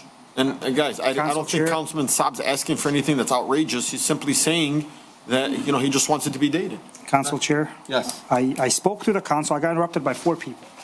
All I asked for was it to have a date on it on December 1st. I don't need Nancy Breyer, or I don't need the treasurer explaining. I asked for this, it's a motion. I don't need nobody to dictate which way they can tell me it's gonna happen or not. It's a simple yes or Well, no. let's ask Councilman Ahmad. Would you like to amend your motion to add a date? 'Cause I he can. dictates it. I can amend my motion to be dated, to expire at December 31st, 2025. Thank you. Councilwoman Breyer, will you second that? No. Get somebody else. I'll second it. Second. Well, you can't. She has the second here. Councilwoman Breyer? Huh? Getting a sweater. I second it. Somebody else can say. Am I allowed to do that? No, because the first motion is on the table. Who is? I agree, so somebody else can second. So we're just gonna add the language. Okay, Councilman Constant to also second it. At December 31st. To terminate. Council Chair, can I just recommend something? The first meeting in January would be the second week of January, so I would recommend extending it until that date so that they can have claims for that second week in January. Thank you, Mariana. Yeah, that makes sense. Let's go to the second week of, But there's, I mean, somebody has to sign. But Could that's be why you I or- wanted to end the 31st. No, yeah, but his term expires, so that's it. But there's you and there's Madam Treasurer. You need 3 signatures? Correct? You need the mayor, the clerk, or That goes back to what I said earlier, if I may. What the charter says is the warrant must be signed by the mayor, the comptroller, or the clerk and the treasurer. The check is not a warrant. That's why I said go to the warrant report that's generated at BSNA, which would expedite, and increase your, streamline your efficiencies on your process. You'd get through this quicker and you wouldn't have to worry about this conversation. You wouldn't even have to have it. can you give me a quick second here, Ms. Yes, Madam of course. Treasurer? Madam Clerk, are you saying that December 31st is sufficient? I'm so sorry. If Bill Bazey is still the mayor at December 31st, on January 1st, he no longer will be the mayor. Correct. And then he would not be authorized to sign the check. So it should end December 31st. Then you don't have somebody to sign them on the 1st. But that time will tell on that one, because Okay. we don't know. If he's still here on the 31st, Okay. his term will be over on the 1st. We could put, or his, Bill Vazzi or his successor, or effective, Guys, let's just go with the December 31st. I mean, they would have to, if there is somebody appointed, or once it's, elected, then you would have to change that name. Okay. But it's not going to be to the second meeting, to the second Tuesday. So why would you do from the first? You'll have payroll in between, too, I'm sure. Councilwoman Menalowski Maxwell. I got a suggestion. Instead of putting Mayor Bill Bazey, we should just say current mayor of Dearborn Heights. I don't think you could do that. Can you do that? You can't I do don't that? think you can do that because you're Yeah, you changing the gotta have name it. on it. That's exactly what this is you're changing the name. I mean, it would be whoever the current mayor is. Can we say Mayor Bill Bazey or current mayor? Don't know. That's a financial, that's a financial Quite honestly, current mayor, signature. we all know who that will be. Who's that? You could, I'm sorry. Can you read it? Okay. So Madam Clerk is correct. The signer card has to take a name and a license, okay? Oh. So therefore, if you did still go with what I keep saying, referring back to the charter, and you did a warrant report, it says the mayor, the clerk, or comptroller, and the treasurer. You wouldn't have all this discussion. Okay, guys, we're going to go with December 31st. I think that's the safe thing to say and do. Is that fair? Are we all in agreements on this one? Yes. Okay. Motion made by Councilman Ahmad and amended to add December 31st, 2025, seconded by Councilman Constant. Any discussion? Hearing none. All in favor, please state aye. Aye. Those opposed? The ayes have it. Thank you, guys. Thank you for all the help from everybody. Next up, we have commissions on the women and girls appointment. Council Chair. Councilman Ahmad. I move that the Dearborn Heights City Council concur with the mayoral appointment of Elena Hussein to the Commission on Women and Girls, term to expire April 2027. This appointment is to replace Zainab Abdullah as outlined in 8-B. Second. Motion made by Councilman Ahmad, seconded by Councilman Saab. Any discussions? Council Chair? Yeah. Oh, go ahead. Eliana Hussein is awesome. She is somebody that if you know, if you want to see empowering other women, that's somebody we should all take notes from. And she does a really, really good job in her industry and in her business. She has a great social media contact, and if you guys pay attention, she is somebody that Dearborn Heights can really, take a lot of notes from and be coached on it. She may be young, but she's extremely talented, and I think we're about to be really, really excited if this gets passed today, and I think you're going to do awesome things in Dearborn Heights, not just on this commission, but I think also in the near future. Why don't we introduce her? Council Chair, I want to thank the administration for providing her resume. It's an impressive resume. She's an accomplished young lady, and I think that probably comes because she's half Ahmad. That's why probably. Yeah. You might have to recuse yourself after that one. She's not related, but I know probably her mom is she's an Ahmad, right? Yeah. Yeah. You know. Yeah. So welcome to the hopefully after this is voted on. So thank you for stepping forward and taking part of this. Thank you, Council Chair. Yeah. And Chastity, thank you for coming out to speak before the city council today and request that we support her. I could tell you right now that I think everybody in the city really likes Eliana Hussein, and so like it was an easy talk up there for you. So kudos to you guys, and I hope this gets passed today. Anyone else? Yeah. All in favor, please state aye. Aye. Those opposed? The ayes have it. Congratulations. Welcome aboard. Next up is the Planning Commission appointment. Council Chair, Councilman Constant. I move that the Dearborn Heights City Council concur in the mayoral appointment of Ali Ayoub to the Planning Commission, term to expire January 2026. This appointment is to replace Saif Al-Sanad as outlined in 8C. Support. Motion made by Councilman Constant, seconded by Councilman Ahmad. Any discussion? Hearing none. All in favor, please state aye. Aye. Those opposed? The ayes have it. Motion carries. Next up is reports from city official. Treasurer Hicks Plain, 2025 summer tax due date extension. Council Chair. Councilman Saab.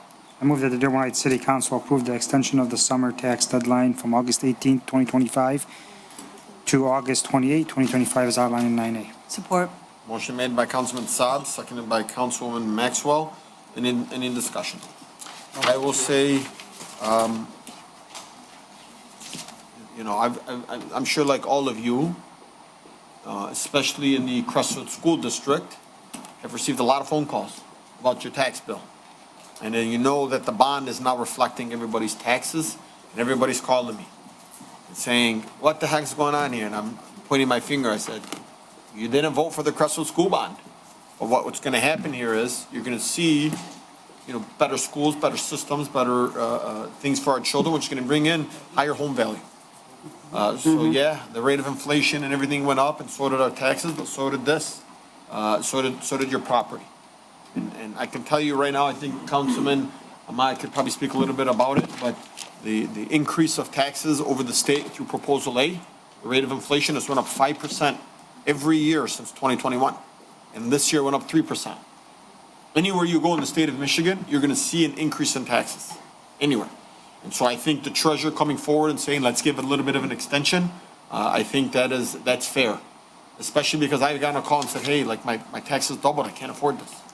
You know, so I can say I like this. Because we're here, we're assisting our residents, especially with those that have saw an increase in taxes, especially in the Crestwood School District, which is ultimately almost a 9% increase.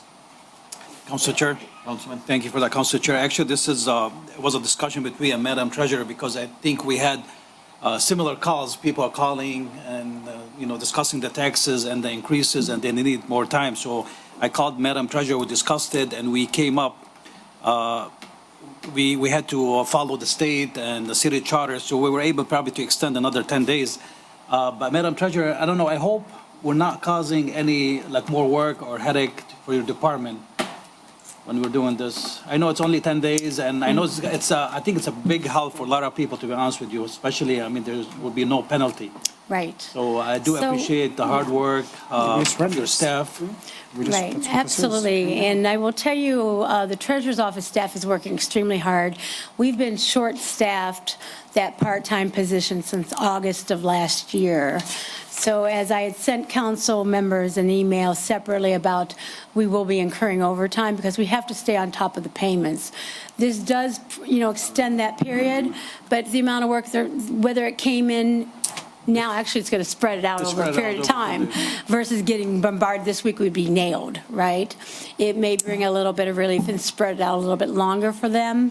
I know, you know, everybody's always concerned. My concern is more for the workload in general, just because of the staffing issue. But I do appreciate your question. And just to answer it, I think extending it out, it spreads it out a little bit longer for them versus getting bombarded in a short period of time. And people being stressed over deadline. Thank you very much. Thank you, guys. Council Chair. Councilman. We did receive some correspondence from the treasurer's office saying that they don't recommend extending the deadline, that it creates administrative problems and bookkeeping problems. Thank you so much. Yep. Honestly, I know everybody has their opinion in the office, but at the end of the day, you represent residents in the city, and if you can relieve and help residents, that's what employees are here for, to work. So I support this extension. Thank you so much. Any other discussion? Hearing none, all in favor, please state aye. Aye. Those opposed? No. All right, Madam Clerk, please take roll call. Hassan Ahmad, Yes. Hassan Saab, Yes. Nancy Breyer, No? Denise Malinowski Maxwell, Yes. Robert Constant, No. and Moby Dun. Yes. Motion carries 4-2. Thank you. Next up is Treasurer Hicks Claim BSNA staff training proposal. Council Chair, Councilman? I move that the Dearborn Heights City Council approve the proposal for a BSNA Back to Basic training session for the Treasurer's Office for a total not to exceed $2,000, line 9B. Support. All right, motion made by Councilman Saab, seconded by Councilman Ahmad. Any Council- discussion? Council Chair, Councilman Saab. this is coming out of the education fund, right? No, sir. The training fund, I mean. It is 101-253-802.000, which is contractual services. How much is in there right now? 75,000. Thank you. And I want you to note the last paragraph, that $1,295 estimated travel expense. I did question BSNA because there's not going to require airfare or any of that nature because they come from Bath, Michigan, which is outside of Lansing. So we're looking at more around 2,000 or less for Thank you. training. for Okay, staff. I have a quick question on this. Yes, sir. This BSNA training, we have an IT director. Why doesn't he teach us? Because I think this is what I would call back to basics. The city originally, when they started using BSNA, which I think was 2001, I'm not quite sure how well they were trained, and it has not been, it's like the telephone game, it's never been carried down correctly to where my staff is not properly trained. And this is creating problems with daily operations. Speaking of operational, that's a challenge because we're always calling BSNA for walkthroughs. I don't think our IT director can know everything about the finance modules that we need to use to be more efficient in what we do and more accurate on our reporting. Well, you know- So we want to go back to basics. Is Director Cooper on? I don't know. He was supportive of this, but I can't speak for him, so hopefully he's Okay. on. I mean, I maybe? just, you know what's gonna happen, what I don't wanna see is every single department, every single staff member, everybody come out, because, BSNA Cloud, I mean, it's gonna happen with everybody, and everybody's gonna want the training, so would it be more reasonable, and I'm not saying that I'm not for training, I'm all about educational, I'm all about giving the proper training, but could it be where, we just signed an unbelievable extension with BSNA at a lot of money, can we tell them, They are training. come here and teach everybody, and not Right. just the treasurer's department. So they will do that with BSNA Cloud when that conversion happens next August of 2026. But I'm talking about right now, today, this staff in the treasurer's office, we need training. I have never been properly trained on BSNA. I had to learn it on my own, and I had to call BSNA and say, can you help me with this? Can you tell me how to do this report? Can I do this? Because there's things that we're not doing that now BSNA, now that I'm calling them and asking them, they're like, well, wait, this is how this should be. Nobody even understands that. They haven't been trained.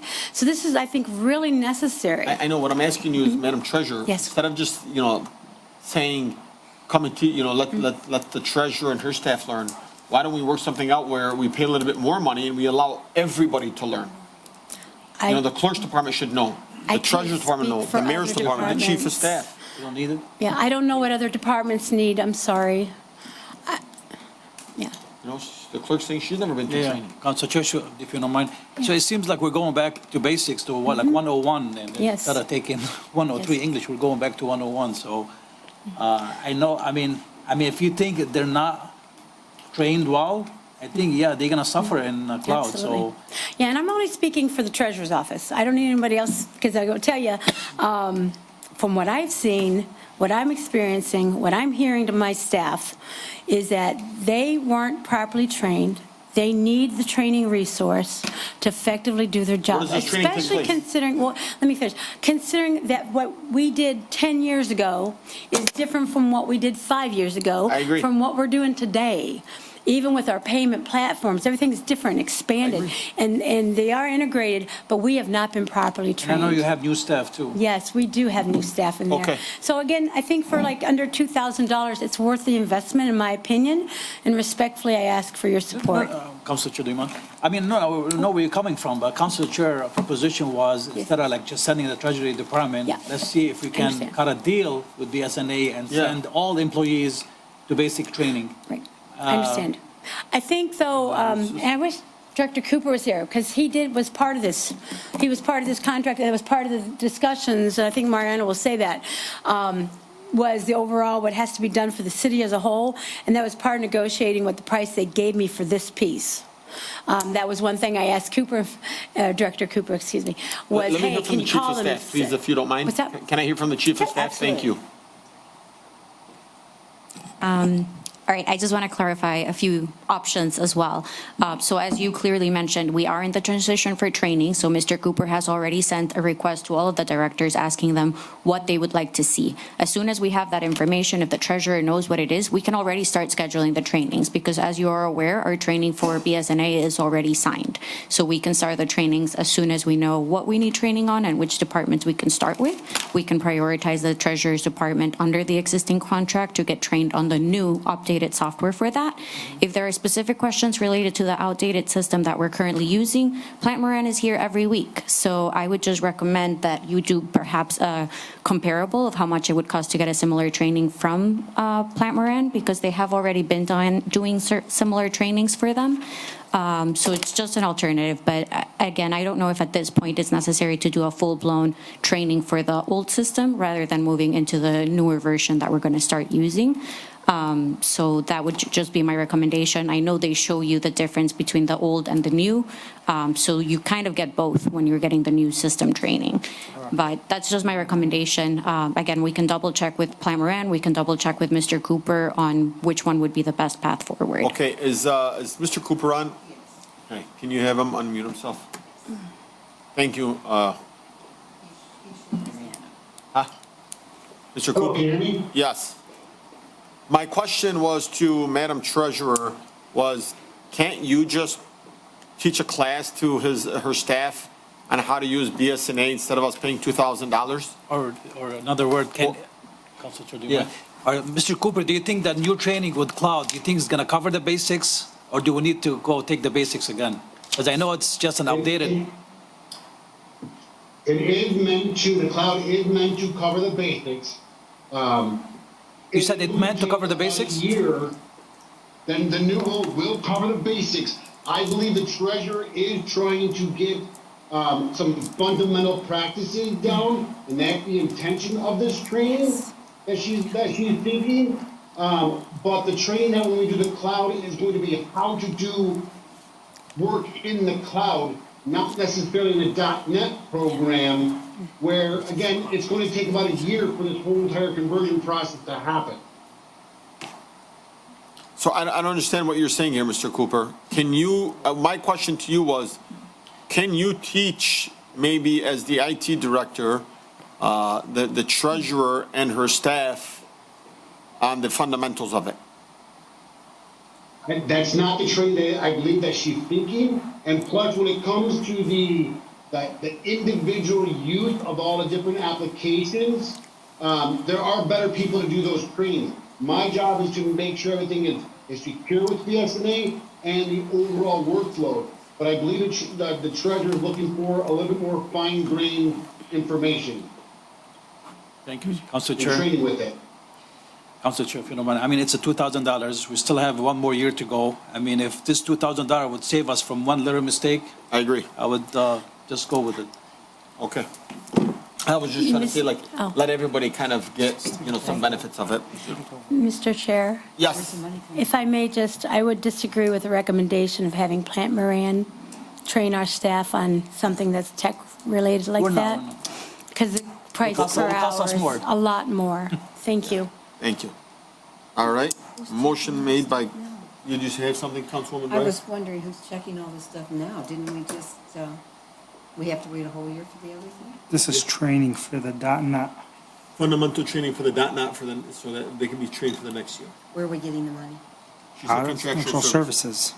Okay, we've got the money. All right. Yeah, Councilor Chair, I'm sorry. Yeah, Madam Treasurer, you didn't put the account number that's coming from, so if you don't mind. Let me read that to you again. Contractual services in the treasurer's budget, 101-253-802.000. That's a budget of $75,000. Thank you. Which includes this IT services and training. Thank you. George, you got that? You go. Yes, please. You ready? Thank you. Oh, do you have it, George? Okay, thank you. All right. Any other discussion? Hearing none, all in favor, please state aye. Aye. Those opposed, the ayes have it, motion carries. Next up is Assessor Comer Commercial Appraisal Service Contract. Council Chair, Councilman Constant. I move that the Dearborn Heights City Council approve the agreement for commercial appraisal services between the city and Judean Associates for the agreed fee of $5,500 and authorize the mayor and clerk to sign the contract on behalf of the city. In addition, authorize the mayor and comptroller or clerk to sign the necessary warrants and the treasurer to issue payment from contractual services account number 101-200-818-000, of which the current budget is $68,271 as outlined in 9C. Second. Motion made by Councilman Constant, seconded by Councilman Saab. Any discussion? Hearing none, all in favor, please state aye. Aye.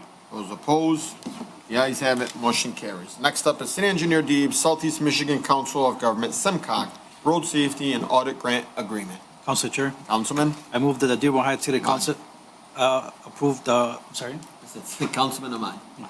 approve the grant agreement from the Southeast Michigan Council of Government, Road Safety Audit Grant Agreement, and authorize the mayor and clerk to sign the agreement on behalf of the city. In addition, authorize the mayor and comptroller or clerk to sign the necessary warrants and the treasurer to issue payment for the $24,981.31, which includes $4,996.26, the 20% local non-federal match from account 101-440-808-000 as outlined in 9-D. Second. Motion made by Councilman Ahmad, seconded by Councilwoman Breyer. Any discussion? And then I think I read on this in the backup, Mr. Deeb, we're gonna have to put like 5 or 10%, or was it 20%? $5,000. Yep. Okay, that was my only question. So it's gonna cost us 5,000, but in return, we're gonna get 25,000. Thank you. Council Chair? Yes. Mr. Deeb, we're just going with the contract provider here. Is anything changes gonna go to it, or is Mr. Farinha gonna change anything, or this is whatever they provided? It comes from SEMCOG, if you see it. The contract SEMCOG, not the cities. Correct. Yep. Any other discussion? Hearing none, all in favor, please state aye. Aye. Those opposed? The ayes have it, motion carries. Next up is 9E, City Engineer Deep, Ecorse Creek Basin Utility Site for the incinerator property. Council Chair, Councilwoman Breyer. I'd like to recommend the motion that the Dearborn Heights City Council authorize Alexander Watson of the AECOM to manage all matters concerning the electric and gas utility demolition for the property located at 4901 South Inkster Road, Dearborn Heights, Michigan, 48125, which is currently under design by the U.S. Army Corps of Engineers for the Ecorse Creek Retention Basin, and to grant full access to account details and allow him to perform any necessary action related to utilities on the city's behalf. This authorization includes, but is not limited to, managing all aspects related to the utility services provided at the above address as outlined in 9E. second.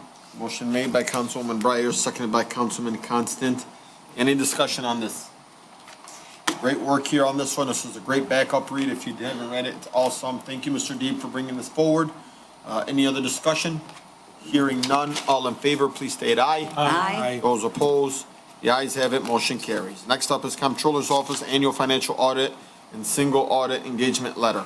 Council Chair, Councilman Ahmad. I move that the Dearborn Heights City Council award the bid for the financial audit and single audit 3-year service contract to L&C Young and Associates as the lowest bidder, and authorize the mayor and clerk to sign the contract on behalf of the city. In addition, authorize the mayor and comptroller or clerk to sign the necessary warrants and treasurer to issue payments out of the comptroller's office contractual services GL account 101-223-817-000 as outlined in 9-F. Second. Motion made by Councilman Ahmad, seconded by Councilman Saab. Any discussion? I have a quick, let me just pull this up, 9F.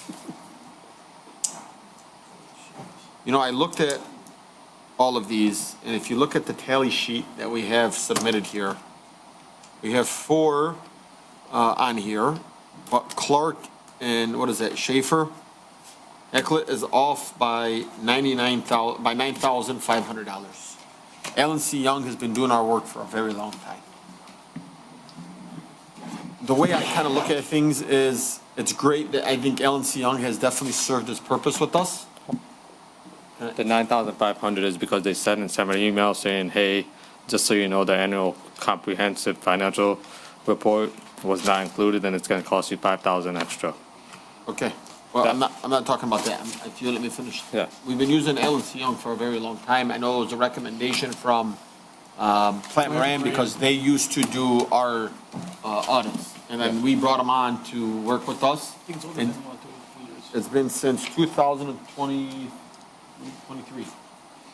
Yeah. I just kind of feel like, we can potentially have a different set of eyes. Maybe a different set of eyes come out here. We don't usually have to go with the lowest bidder. We don't always have to use, we're not reinventing the wheel, but we can have a different set of eyes. And, could that be beneficial to the city? It possibly could, but the issue is usually with auditors is when they know the city, they have a better set of eyes. Bringing in a new auditor, they're going to be starting fresh, and you're going to be relying a lot more on Plant Moran, which then costs more for Plant Moran because they assist us with the audit prep and then the audit throughout the audit process. Part of the reason why I wanted to go with the lowest bidder is Alan C. Young, as you said, has been doing the work and has done a sufficient job, as well as the idea that we've, at this point, because of the financial of the city, I want to save as much money as possible. Should have done with the parking lot. But the reality is, I'll take your word on that one. Okay. Let's agree to this one then. I won't argue this one. Yeah. I just my mind was kind of like, well, if I agree with you. Plant Moran is using Alan C. Young, he made the recommendation for Alan C. Young, should we get Plant Moran to feel a little bit more uncomfortable and maybe have two sets of eyes rather than just somebody on the same team? But I'll take your recommendation on it. So yeah. That's all I had today. Any other discussion? Seeing none, all in favor, please state aye. Aye. Those opposed? The ayes have it, motion carries. Next up is Comptroller's Office update procurement policy. Council Chair, Councilman, I move that the Dearborn Heights City Council approve the updated procurement and purchasing policy as outlined in 9-G. Second. motion made by Councilman Ahmad, seconded by Councilwoman Breyer. Any discussion? Council Chair, Councilman? I do suggest, I can hope the honorable council body can send this to a study session. There's so many different stuff that need to be, I think, discussed between the council members before. This is basically changing a lot of stuff that we have, that we oversee. For example, pushing the 1,500 limit to 5,000. I know there's some stuff about credit card. I know we approved something for the police department that was way higher before. So I think, just for the sake of time and to be fair to everyone and residents, if we can take this study session so we can study it better before we can go ahead and approve anything. I agree, Council Chair. I agree. But I do think that, some of these things are technically reasonable. I know I've had a conversation with Director Dancy, and he can't spend more than $1,500. And then when he goes to buy things for water main breaks, he's like, man, my hands are tight. And so I think we do have to kind of understand, we have to make some type of adjustments to some of these director positions. But I agree. I think this should be taken over to a study session and really those changes can move forward. Based on what we Probably agree. every director can come and see exactly what they're looking for. Maybe we can adjust it to every department, because you cannot compare the police department to, for example, maybe the ordinance department or the library or whatever. I agree. Right? So each department is different, and it depends what they charge the credit card for. But I still like the fact that it says, hey, if it's going between 5,000 and 25,000, it still has to go before city council. So you can't come out and spend, X amount of dollars. It may not have to go out for bid, but if it's let's just say it's a change of toilets. I'm just giving you a quick example. And it's to fix all the toilets, it's going to cost you $15,000. And, say you did bid this, but you picked 3 people that said, hey, or one person said, hey, I'll do everything for you guys for $11,000. Right? City council says, hey, all right, $11,000, that's material and labor, they're replacing all the toilets at the Eaton Center. Let's go forward with it. But, and so these are the type of conversation we should have. Do you go out for bid on that or do you not? Over here it says only over 25,000, so there's no bid less than 25,000, but I would say probably that's a high number too, to be honest with you, Council Chair. So that number And we can is, adjust those numbers. I think 25,000 is high too. It's kind of high. those numbers can be adjusted. I Like just I want to said, instead present of it, taking the yeah. time now, let's take it to a study session. So would you like to refer this back to the administration? Yes, please. Okay. Are we able to determine a study session today or through email? No, later? I'll Okay. get with George and we'll connect. I Okay. know Councilman Saab's gonna be out of town. I know Councilman Ahmad's gonna be out of Okay. town. No worries. I know, Councilman Wenso has, told me he was, I just wanted to put it on the table so we can actually have a discussion We about will. this, because it's long overdue that we Thank you. update our policies. Thank you. I do have the information for the other item if you want. Got one to- second. We Can have you a email motion it to on me, the table. please? Can you email it to me? Email for the bidders from the, Bless you. Hold on, guys. 1 second, please. Councilman, hang on. Motion to refer this back to the administration by Councilman Ahmad. Councilwoman Breyer, do you second that? Yes, definitely. Okay, thank you so much. All in favor, please state aye. Aye. Those opposed, the ayes have it. We're going back now to A&G's, program here. What number was that again? I'm so sorry. That was,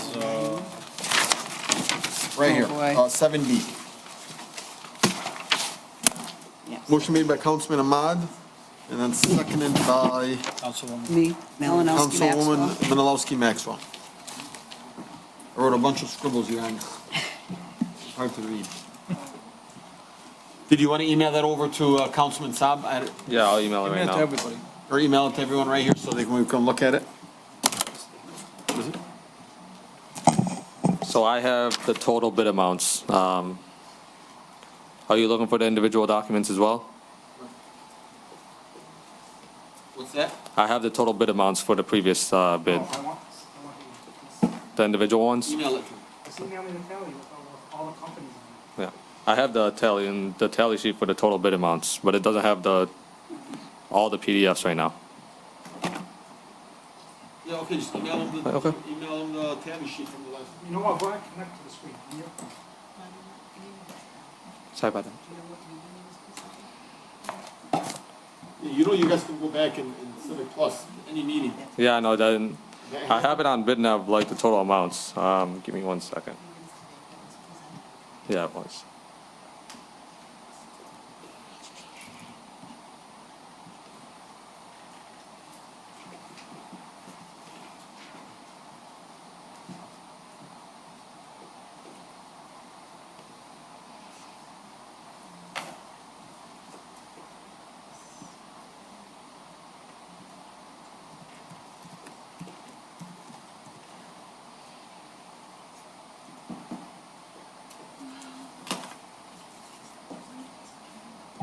Eight 2024. We got October 22nd, 2024?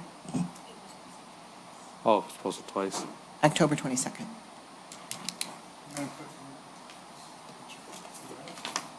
Let me see if you want.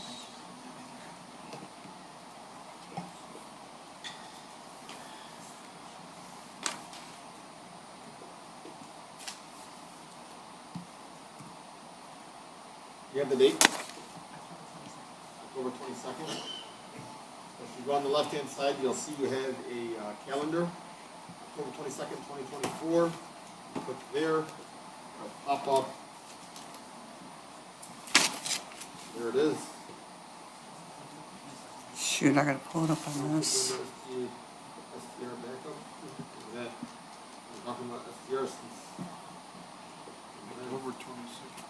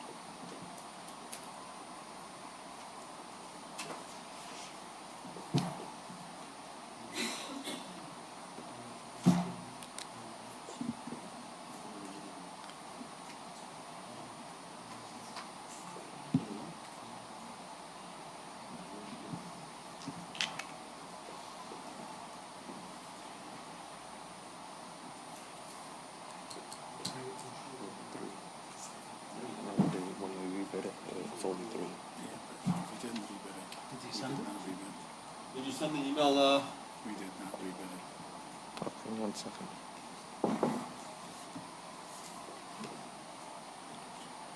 It wasn't rebid. Sure. Yeah.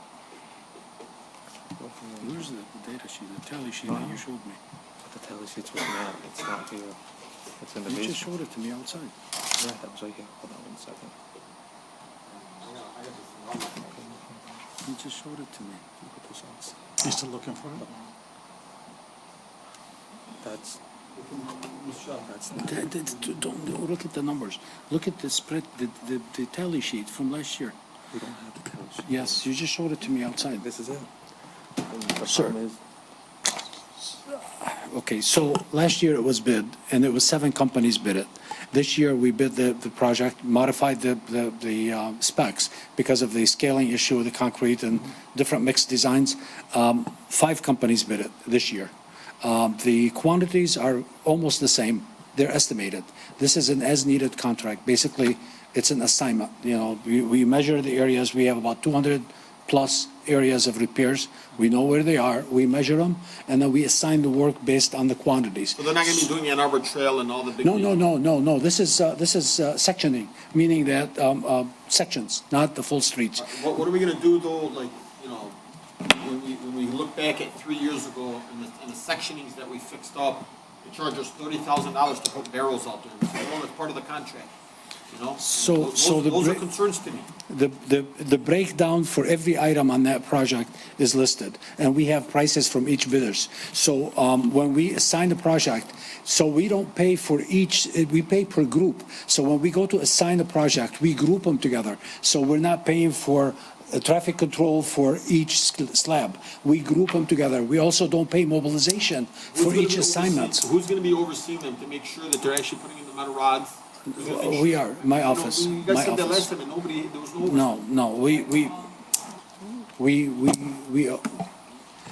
every project is recorded and. Mr. Deeb, we I just will- want you to we will know- We will have pictures of every. I want an update on this from you guys. I want photos of before and after.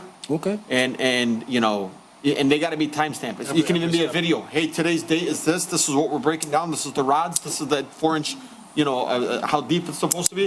Look, I'm tired of Dearborn Heights just getting ripped off all the time.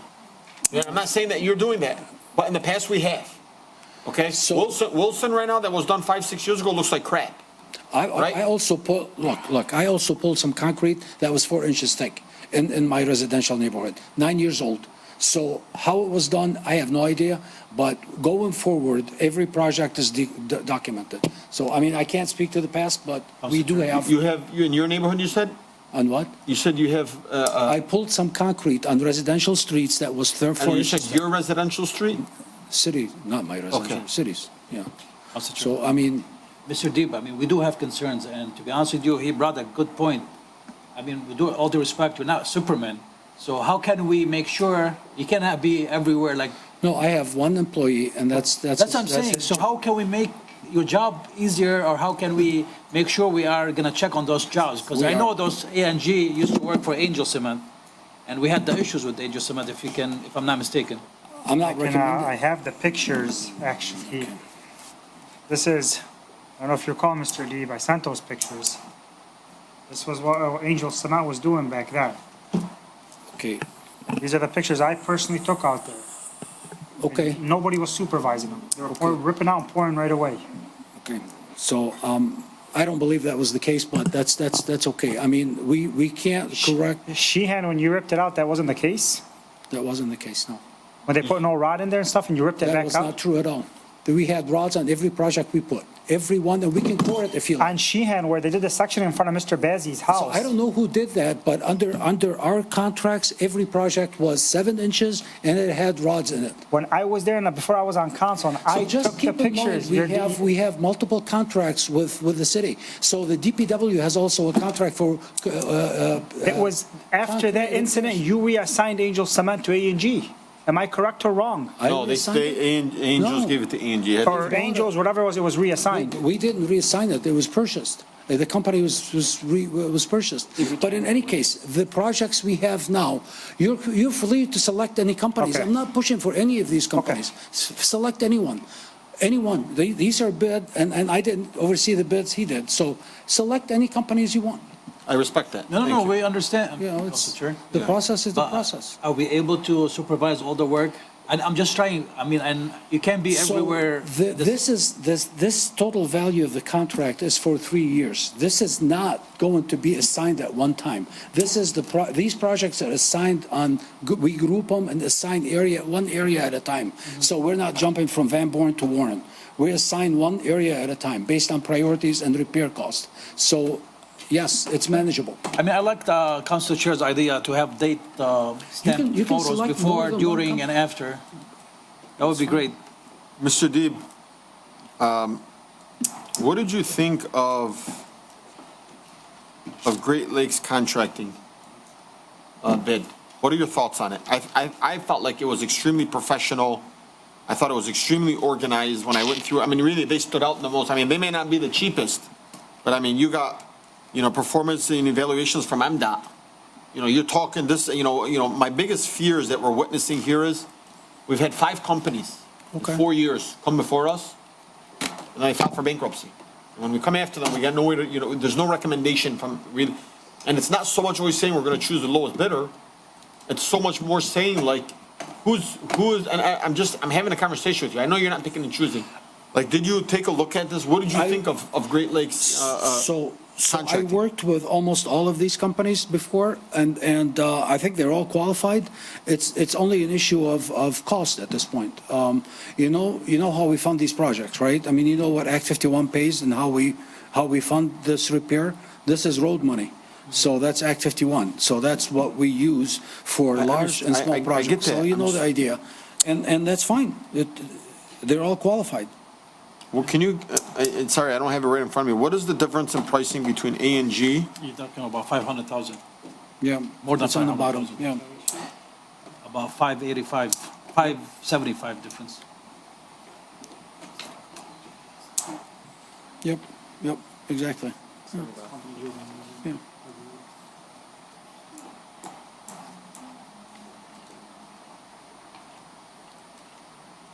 Have you worked with any of those? Like, do you know? I said you worked with all of them. You work with all of them, those companies? So either directly or as subs. That's what I'm saying, projects. like you had experience with them? We've seen them, Oh.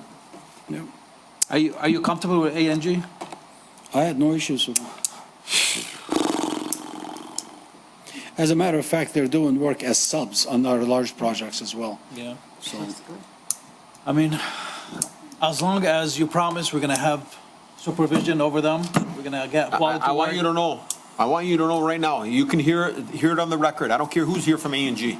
The second I feel like just an ounce is being bullshit to the city and the residents of Dearborn Heights, I'm cutting that contract. And I want you to know I am me personally going to take the oath and tell you that if I feel like 1 ounce is screwing over residents of Dearborn Heights, I'm cutting that contract out. no problems. Okay, just know that I'm going to be watching you guys.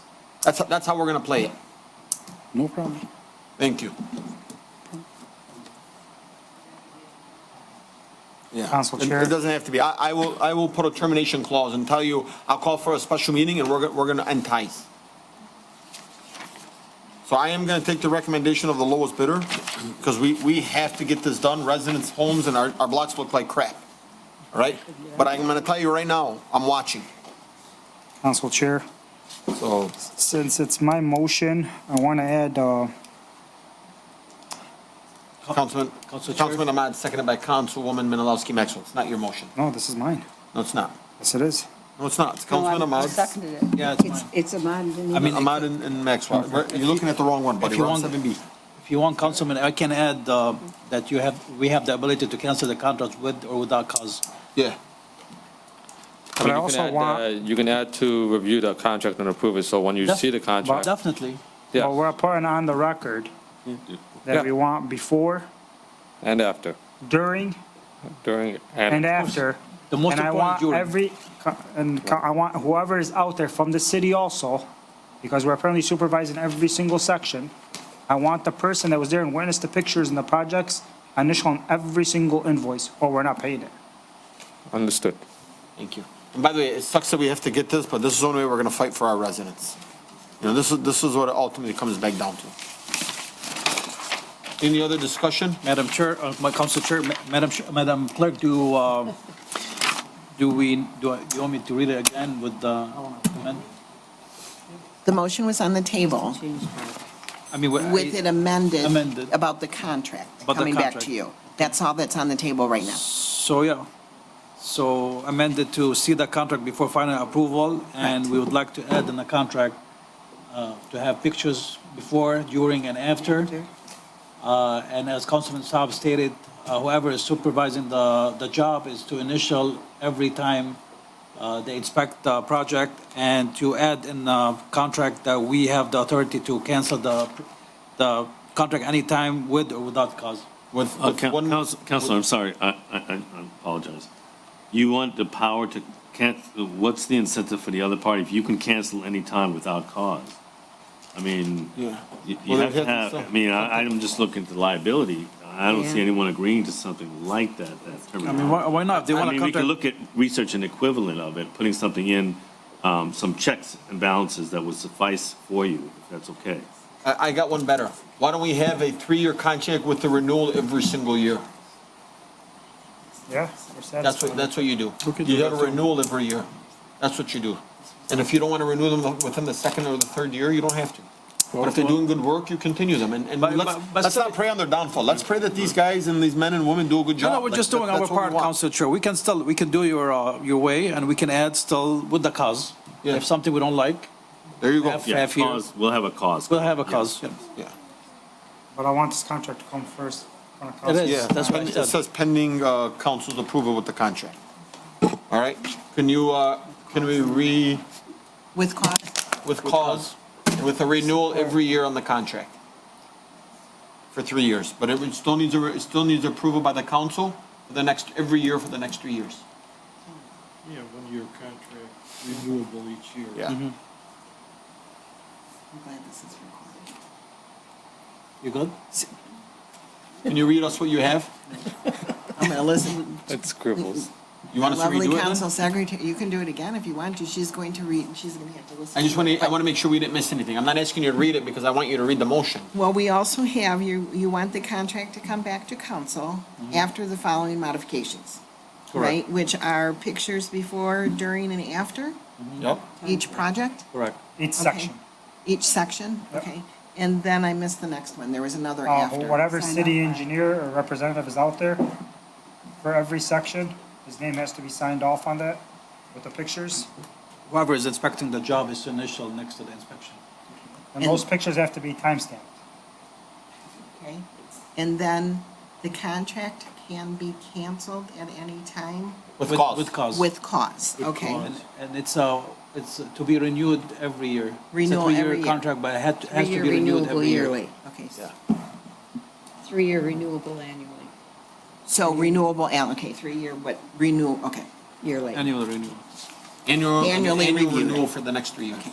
So they still get a 3-year contract, but they have to come before this body. And if A&G wants to do good service, and I know there's a representative, while you're doing work, pop into a city council meeting, give us an update, give the residents an update. Like, engage with the residents. It doesn't have to be, well, we're out here doing work. No, like, let the council, not saying that we want to have oversight on your guys. At the end of the day, you guys manage the city. Yeah. But give the people some type of understanding of what's happening. You know, the update that we did with Wade Trim was great. I didn't know any of that was happening. I mean, it's awesome. The residents should know. Take things out of the books of other municipalities, like Kevin Coleman in Westland just did. He did this whole entire thing, an update on what they've done in the last 6 months. And he does 6-month updates of what they've done in different neighborhoods and different streets and things like that. So it's just something, just some food for thought. Any other discussion? All in favor to amend the motion by Councilman Ahmad, what? You amend your motion, you second it? Yes. Seconded by Councilwoman Menalowski Maxwell, with the amended motion to bring back the contract before any approval or any job is started. To have them make sure that there's a clause in there that says it can be terminated with cause. To make sure that there's an annual renewal with this company with stamped, signed photos, inspected by whomever the city engineer is and stamped, signed. I just have one question for the company, if they have a representative. Who's here from the representative? Does anybody from the city or past city employees work for this company? Do you have any employees that are former employees? Let him or- step up to the podium, please.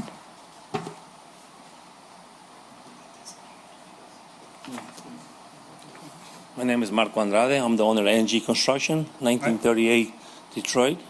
Nice to meet you, sir. Okay. My question to you is, do you have any former city employees or anybody that's tied to the city working for your company? No. Okay, thank you. Okay, I wanna add a couple of things that you ask. You keep saying Angels Construction. A&G is completely different. And you keep saying the pictures. You can go on all the pictures and all the job that we did for the Dearborn Heights. You can go court. We got rods, and we got more than 7 inches. That's what it's called for. And I do understand your frustration with Angels, but I'm not Angels. I'm A&G Construction. How long have you guys been open for? 5 years. But I've been working all my life since 1989. Council Chair, just to go back, you did work for Angels. Subcontract. Correct. Subcontract, yes. At the time when when you worked for the city, and that's what I was referring to, Angels. That's how you got in the picture, was when you guys were reassigned the contract that belonged to Angels. Yes. So I'm not going back and picking on you, that's exactly what I stated. And with the problem that I had with Angels on Sheehan Street is I witnessed, there was no rebar, there was no concrete, there was no crushed concrete under there, nothing. The slab was pulled back out. I have video of it. I don't know what the engineer's saying. No, it wasn't. It was pulled out. Sir, I didn't went and pull anything out of it. No. What I'm saying is that after that incident, that's when you became involved in the city. And I stand on my record what I'm saying, and I'm correct on my dates and time frame. I'm not saying you, but you were involved with Angels. I was just subcontract. Okay, but nothing to do with the port. But you were still involved with that contract. That's all I was saying. Yeah. Is you were a subcontract. Yeah, That's it. but he didn't come through the city process. No. I never said that. I said you were reassigned from Angels to A&G that took the contract 2 years ago when you guys did the work for the city. What'd you say your name was, sir? Marco Andrade. Marco, all we ask is, look, hang on one second, please. This is my ask, for the sake of the residents. And I feel like you're a passionate man. You've come to several meetings. You've been wanting this bid, and I know you had to clean up some of the mess that Angel kind of went through and whatnot. All we ask is that you really have a long-standing relationship with Dearborn Heights. Don't kind of just like do things to get it done and to get paid. Like, care for the city like you would care for your own home. That's my only ask. Well, I do my job. I do it very proud. I like to do a good job, good with the community. And I don't like to cut corners. Thank you. So that's all we're asking for, man. If you're going to say you're going to put the rocks, you're going to compress everything, you're going to make the 7 inches or whatever it is, I know none of this stuff. Just please do it. That's all we want. We had an app. We got an app in the phones. You can take a picture and tell you exactly time and location. Okay, that's great. We do that for all the records that we do. Do you have any other municipal city work? We got Trenton, we got Oak Park, we got City of Detroit, Lincoln Park. Okay, thank you. Thank you. Thank you so much. That makes me feel better. This makes me feel better. It does. All right. Any other discussion? Hearing none. All in favor, please state aye. Aye. Those opposed? The ayes have it. Look how happy Mr. Deeb is. Look at him. All right. Never seen Mr. Deeb smile so hard in his life. He's getting everything passed today, Mr. Deeb. All we want is, okay. I think 9H. We were at 9G. Did I have a vote on that? Ahmad and Councilwoman We Breyer? referred it back.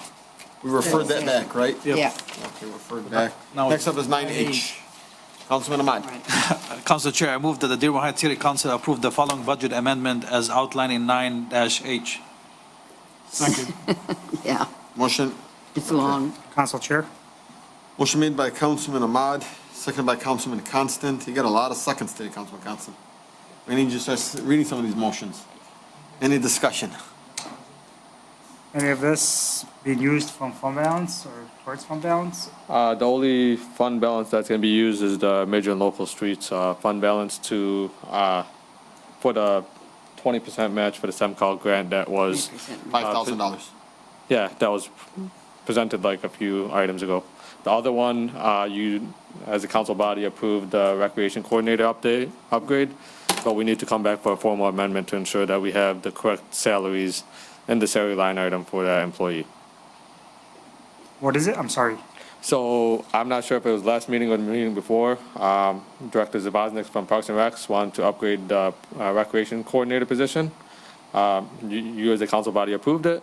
However, an amendment was not accompanied by that motion. So I'm coming before you to ensure that we amend that salary line item to ensure that it's correctly reflected on the budget. But that's from fund balance too? No.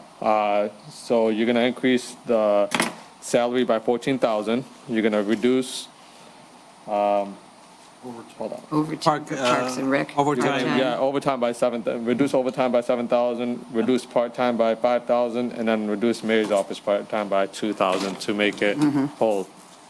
Come up to 14. Okay, thank you. Council Chair. Yes, sir. Mr. Baidoon, can you explain like the state grant revenue, like how is that? This is confusing for me. Like so when we get reimbursed, we have to expend the money. So we have to have an expense line item to pay it from, which would be the first line item, grant expense. Then when we complete the project and the project is reviewed and approved, we receive money through the state or the federal government. In this case, it's the state grants, and we have to put those in a revenue line item to offset that expenditure. I know, but this is money coming from us, that 20% match is not coming back to us. I know. So if you see the grant expenditures.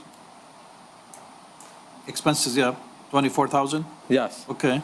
And then when you have those grant expenditures, you have 24,000. However, we are only getting 19,000, which is the third line item. Okay. Then, in order to offset that, we are transferring money from major and local streets of 5,000 to make it even. Okay, now I get it. Okay. And so when we got this from fund balance, so this wasn't budgeted for then, no? It wasn't budgeted for, but it's from major and local street fund balance. So it's not general fund balance.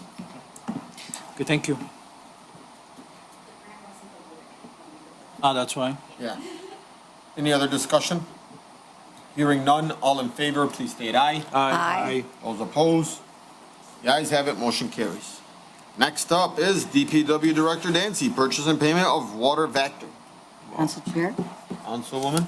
I'll make a motion that the Dearborn Heights City Council approve the purchase and payment of a Vector 2100I from McQueen Group for a cost not to exceed $643,400.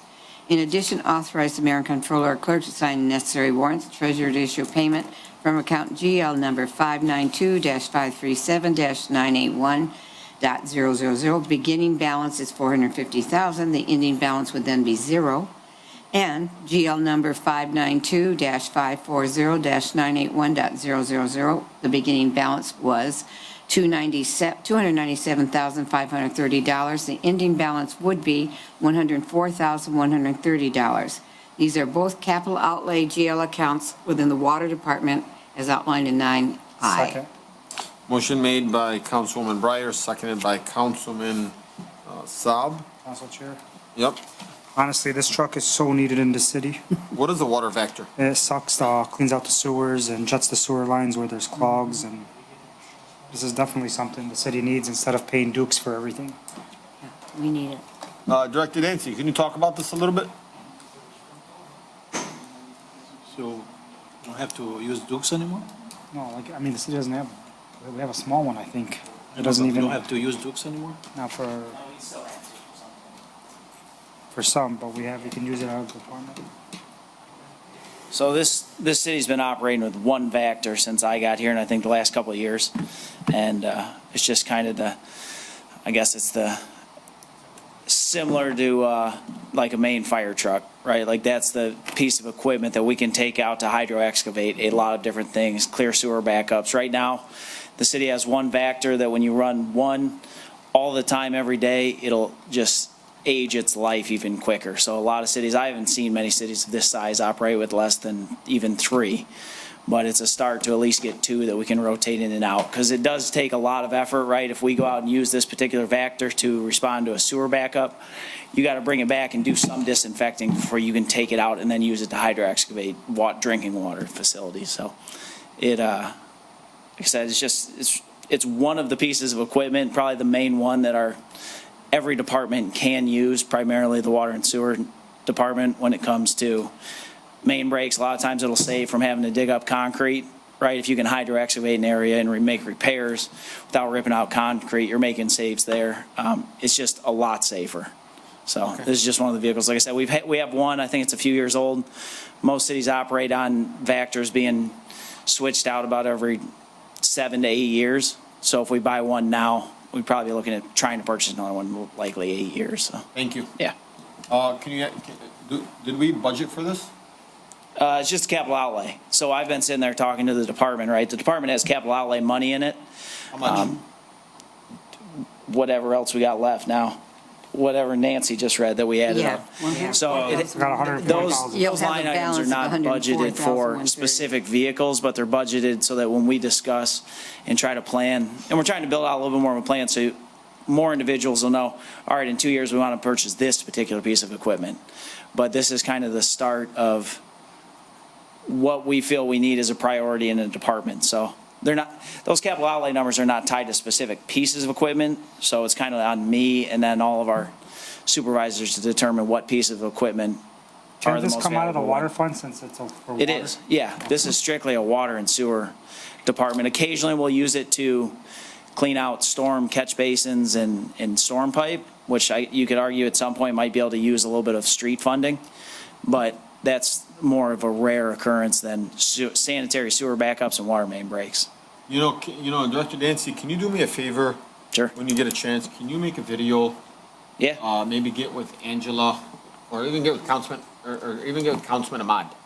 And as the DPW director, can we talk to residents and say, hey, it's Director Dancy here from the DPW department. If you're looking outside your home and you see your catch basin and it's all covered with leaves and gunk and stuff, to help prevent flooding, please clean in front of your catch basin. Yeah. While we still have a street sweeper, we can't get to everything right away. Yeah. We never know other than Angela Venegas and maybe a couple of others, I don't know how many people, like I passed by my mom's the other day and seems like they just fixed it, Mr. Deeb. They fixed the sewer that was caving in. And it looked like there was some leaves that were covered. I said, Mom, they just fixed this. And she's like, well, am I supposed to clean it? Like, I didn't know I was supposed to clean it. I said, yeah, you got to clean it. Yeah, well, I'll get with you, Councilman. So Nancy, is this truck and piece of equipment in stock or something we got to wait? My goal is to get where we order these as early in July as possible so they can typically they take about 9 months. So if we can get it in that same fiscal year, right? If you order it July 5th and you can get it June 15th, it's a lot easier for Marty and any of the auditors to say we approve this in this budget year, receive it in this budget year versus, hey, if we order something in February or March, we get it the following fiscal year. It's just a complete fiasco for trying to figure out auditing purposes. So it's going to take a year to come. This one we should be able to get before June 30th of next year. We're not going to get this next week, but yeah. Sure.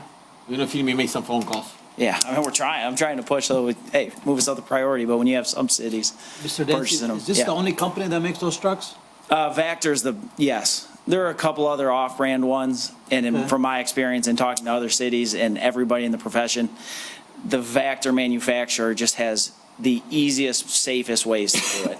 I'm sure in coming years there might be some other companies that start to improve their quality to try to compete with Vector, but for the last, the industry standard has been this particular manufacturer. Did you do any search about the price difference between this company and the others? So, yes, but Doheny used to be the only distributor of Vector in the state. They lost the contract. Now it's McQueen Services, so it is bid out at a state level.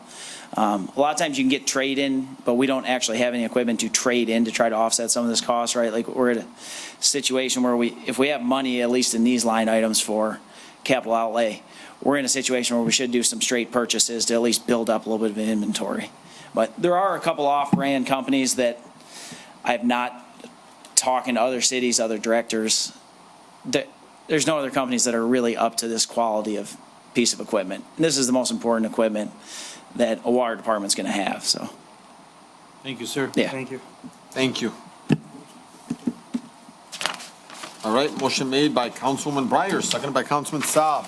All in favor, please state aye. Aye. Those opposed?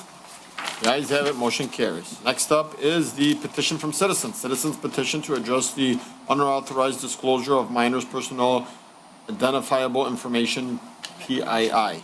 Council Chair. Council Chair. We didn't do Oh, yeah, there was- 9J. we have 9G before. 9G. Sorry. Thank you, Okay, Garden Councilwoman. City, Oh, yes, yes, yes. Garden City and Dearborn Heights. Yep, the relation He's falling asleep. Not that I really want to. Dearborn Heights and Garden City. Council Chair. Yes, Councilman Ahmad. I move that the Dearborn Heights City Council approve the intergovernmental agreement between the City of Dearborn Heights and Garden City for the establishment of a family resource center and authorize the mayor and city clerk to sign the agreement as outlined in 9-J. Second. Motion made by Councilman Ahmad, seconded by Councilman Constant. Any discussion? Council Chair, sir. as we discussed last meeting, we send it back to the administration where Mr. Fahrenheit did the changes that we're looking for, where they're looking for a 5-year term, but we can cancel with 90 days. Hopefully we don't cancel, man. Yeah, hopefully we don't cancel. We'll see how it goes. And all the information is owned by City of Dearborn Heights and Garden City combined, so. All right, and I did email all you guys the contract today, so you guys all have received that in your email. I hope you guys I looked was at in the it. hospital all day. Sorry to hear that. But yeah, I've emailed it to all you guys, and I hope that you guys saw it. Yep. Any other discussion? Hearing none, all in favor, please state aye. Aye. Those opposed? The ayes have it. Congratulations to Dearborn Heights and Garden City. Yeah. And Council Chair, City agreement. Council Chair, for your record, the Garden City approved it also 7-7. Thank you. Next up is citizens petition to address the unauthorized disclosures of minors' personality and identifiable information. Council Chair, Yes, is this a received note and file? I don't know. I think it is. Yeah. It's up to the council. If you want to take action on it. We can say that receive, we note, and received, file. know, and file this information. Yeah, And let's I do that. Move that we receive, note, and file the citizens petition to address the unauthorized disclosure of the minors' personally identifiable information. Support. All right, motion made by Councilman Constant, seconded by Councilman Ahmad. Any discussion? I'm closer to his ear. I'm sorry. What's wrong? Guys, come on, let's not touch it, please. No, we said both we said support at the same time. We were wondering who you were going to pick. Oh, I honestly, I We didn't were even hear. I exactly thought I the heard same you. So I was saying I'm closer to your ear, so. Oh, okay, I'm sorry. Okay, for this, as a received, know, and file, I'm okay with this. The reality is, at the last meeting, you know, we've showed our remorse, and I can tell you right now, I'm still extremely bothered with that fact that this happened, but we heard from our IT director. I asked the young lady that was also speaking on behalf of the D7 Dads Club, if you felt like this investigation didn't go well, to please come before us, call me, and I will reach out to the Michigan State Police. I haven't received anything, yet we still took the initiative to bring this before the body. I had a conversation with our clerk, and this is just to ultimately say that we know that there's a petition out there, we saw the signatures, and we are gonna understand that we hear you, and we received it, we make a note of it, and we will file it. And I think that ultimately that's the best thing here. Any other discussion? Sounds good. All right, all in, well, what do we do? Receiving, note, and filing. Okay, all in favor, please state aye. Aye. Those opposed, the ayes have it, motion carries. Thank you. Next up is ordinance and resolutions. Second reading with a potential third reading, whoever reads this, for H 25-02- short-term rentals. Council Chair. Councilwoman? Okay. I move that the Dearborn Heights City Council move that the proposed ordinance H-25-02, an ordinance of the City of Dearborn Heights, Michigan relating to upholding the prohibition of certain short-term rentals, ensuring that this prohibition is not diluted or diminished through the improper It's supposed to be interpretation.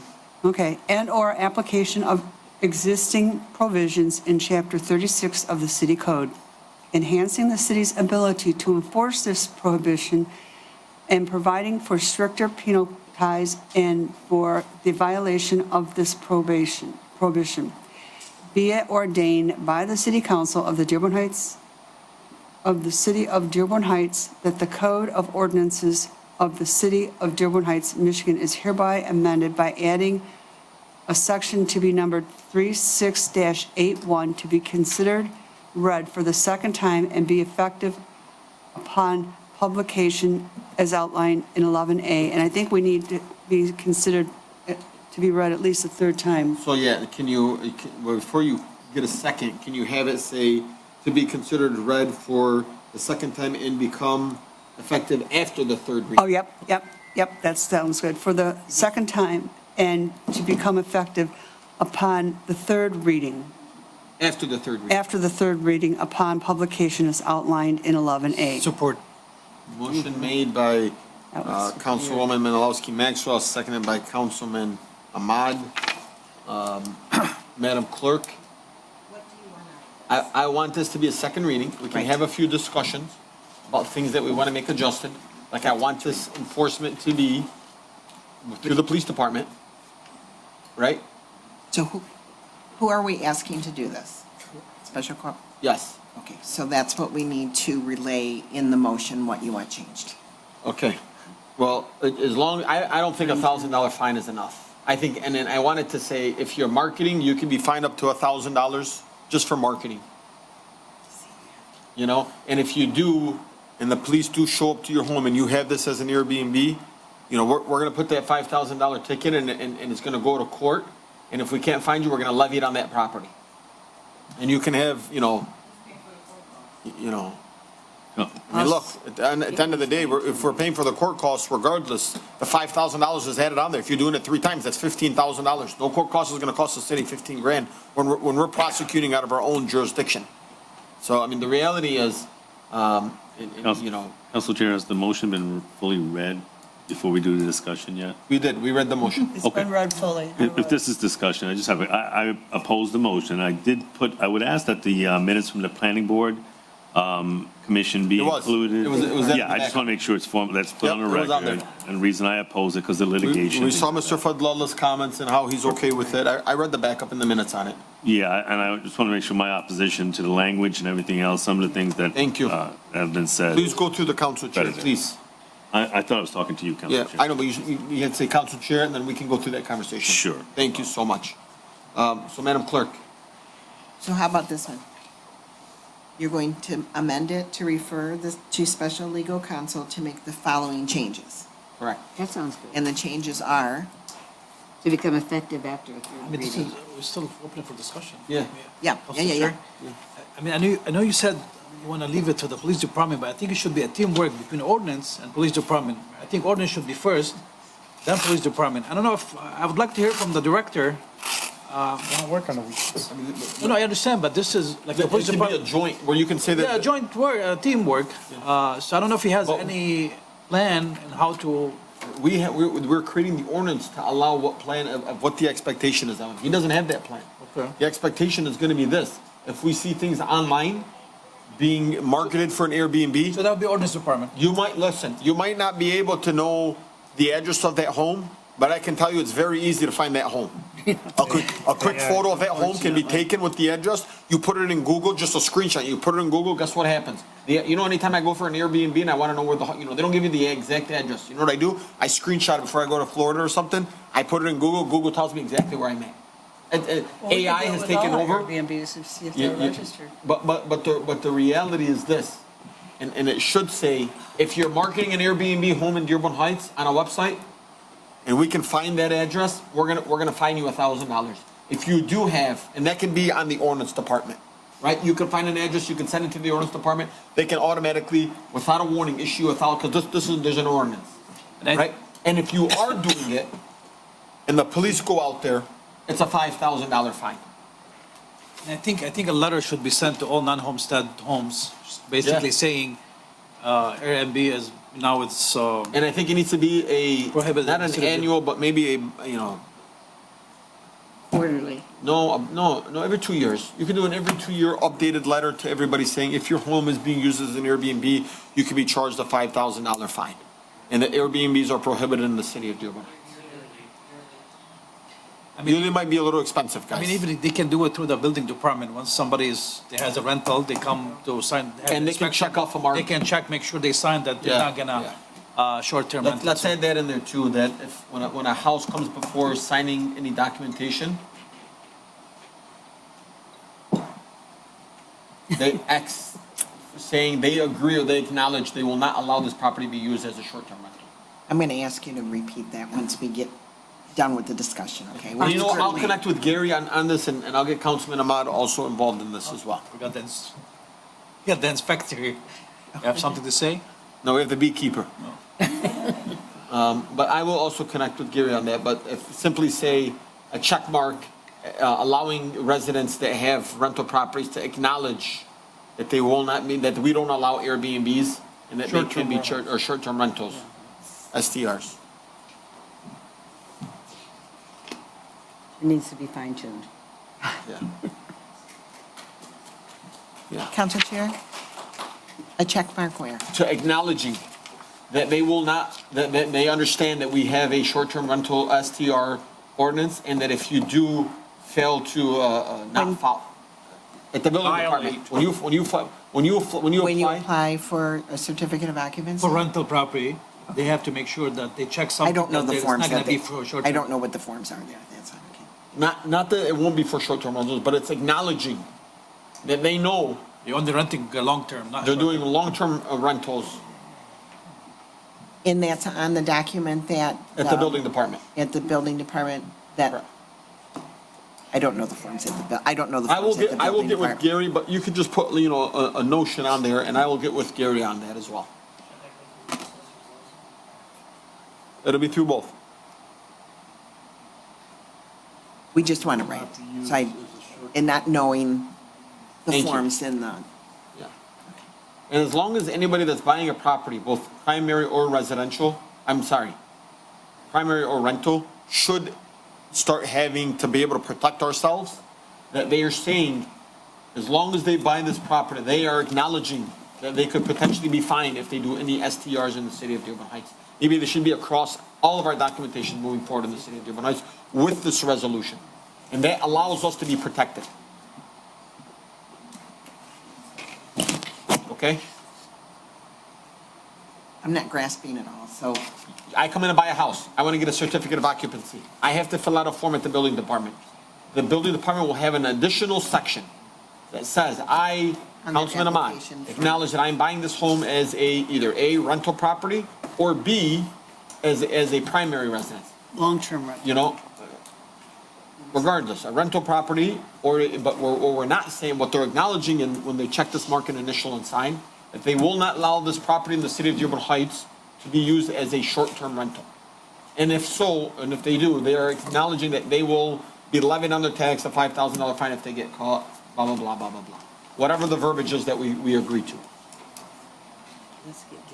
So this way, they have no excuse to say, I didn't know. Yes, they're signing the dotted line beforehand.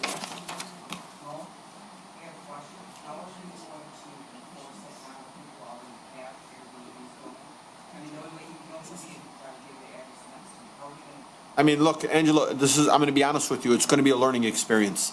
I mean, what I can tell you is there's going to be a new administration. What's important to this administration, what's going to be important to the next administration, you know, is ultimately comes back down to the administration. I can't tell you that I have the answer on how to do it. What I can tell you is that ultimately this is a concern, at least for me. And as long as I'm around, I'm going to continue to argue this. And how are we going to figure it out? I don't know. But That's why we're again, sending the letters. yeah. You know, you're going to get updated by being informed. You're going to be acknowledging anytime you buy a property in the city of Dearborn Heights. So there are going to be many different avenues of explaining to them. And I'm sure the media is going to catch attention once we finally approve this. Well, no, I'm sure he's going to be informed. If it's a rental property in the city of Dearborn Heights, everybody's going to get a letter. Yeah. Well, it doesn't go to the property. I know, it doesn't go to the property. The letter It's goes non-homestead, to the then they're going to get a letter. Everything that's not. Anything that's non-homestead is considered as a rental property. Council Chair, so that we get this correct, can Councilwoman Denise Malinowski Maxwell amend it to refer this to special legal counsel for pending modifications requested by city council? Correct. Amend it like that. That way, because there was, You got it. you seen the deer in headlights, didn't you? Yes. Okay. Thank you. Is that okay? Okay. I'm fine with it. And then, And to allow it to go to a third reading before it's published. yeah, we got that in there already, so then we'll just add that. Support. Okay, motion made Thank by Councilwoman Menalowski Maxwell, seconded by Councilman Ahmad for the, to refer back based on the city council's motion. I think we already discussed. All in favor, please state aye. Aye. Aye. Let's do that again. All in favor, please state aye. Aye. Those opposed? No. Okay. Okay, I'm ready. All right. Ready? Denise Malinowski Maxwell, Yes. Hassan Saab, No. I think we gotta be much, much tougher on this. Have a Okay. crackdown program. Hassan Ahmad, Yes. Nancy Breyer, In some ways, I agree with Saab. We should get Dearborn's and then go from there. Dearborn doesn't have one. Dearborn's allowing it in their resident, in their business area. Designated areas. Yeah, we don't have designated areas. We don't have a hotel. We don't have a downtown district. Get something on the books now. They've limited. I understand that, yes. Councilwoman It's gonna be a Breyer. learning curve. She said yes. Yes, okay. Robert Constant, Yes. and Mo Beedon. Yes, absolutely. Motion carries 5-1. Thank you. Next up is business license renewal, Cars RS Auto Sales LLC. Council Chair, Councilman? I move that the Dearborn Heights City Council approve the business license renewal of Cars R Us Auto Sales LLC at 8230 North Telegraph as outlined in 13-A. Second. Motion made by Councilman Ahmad, seconded by Councilman Constant. Any discussion? Council Chair, Councilman? I could swear this came recently. This has been a year already? Yeah. Wow. Madam Clerk, are they good with standing and everything? I did look, I didn't see anything, right? Okay. They're good? They were good with water and personal And property. I ordinances did and look things at of that ordinance nature? today. Thank you. All in favor, please state aye. Aye. Those opposed, the ayes have it, motion carries. Next up is business license renewal, X Drive Auto Sales LLC. Council Chair, Councilman? I move that the Dearborn Heights City Council approve the business license renewal for X Drive Auto Sales LLC at 6528 North Telegraph as outlined in 13-B. Support. Motion made by Councilman Ahmad, seconded by Councilwoman Maxwell. Any discussion? Malinowski Maxwell? I'm sorry. All in favor? I made the correction first. That's okay. Yeah. Any discussion? All in favor, please state aye. Aye. Those opposed, the ayes have it, motion carries. Next up is comments from council members. Council Chair. Councilman Saab. So I voted no on the short-term rentals that I just don't think it goes far enough. How we're gonna enforce it.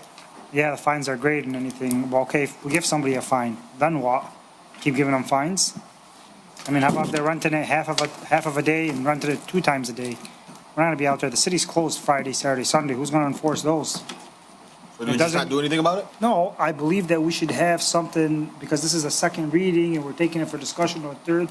We should, if we're gonna go and put this, we should have a dedicated team for this. If we're gonna charge these kind of fines, we should have a team in the city, employees that, it's all their job is, short-term rentals. And we should focus on that. Because just like right now, trash day pickup, ticketing, we don't ticket nobody.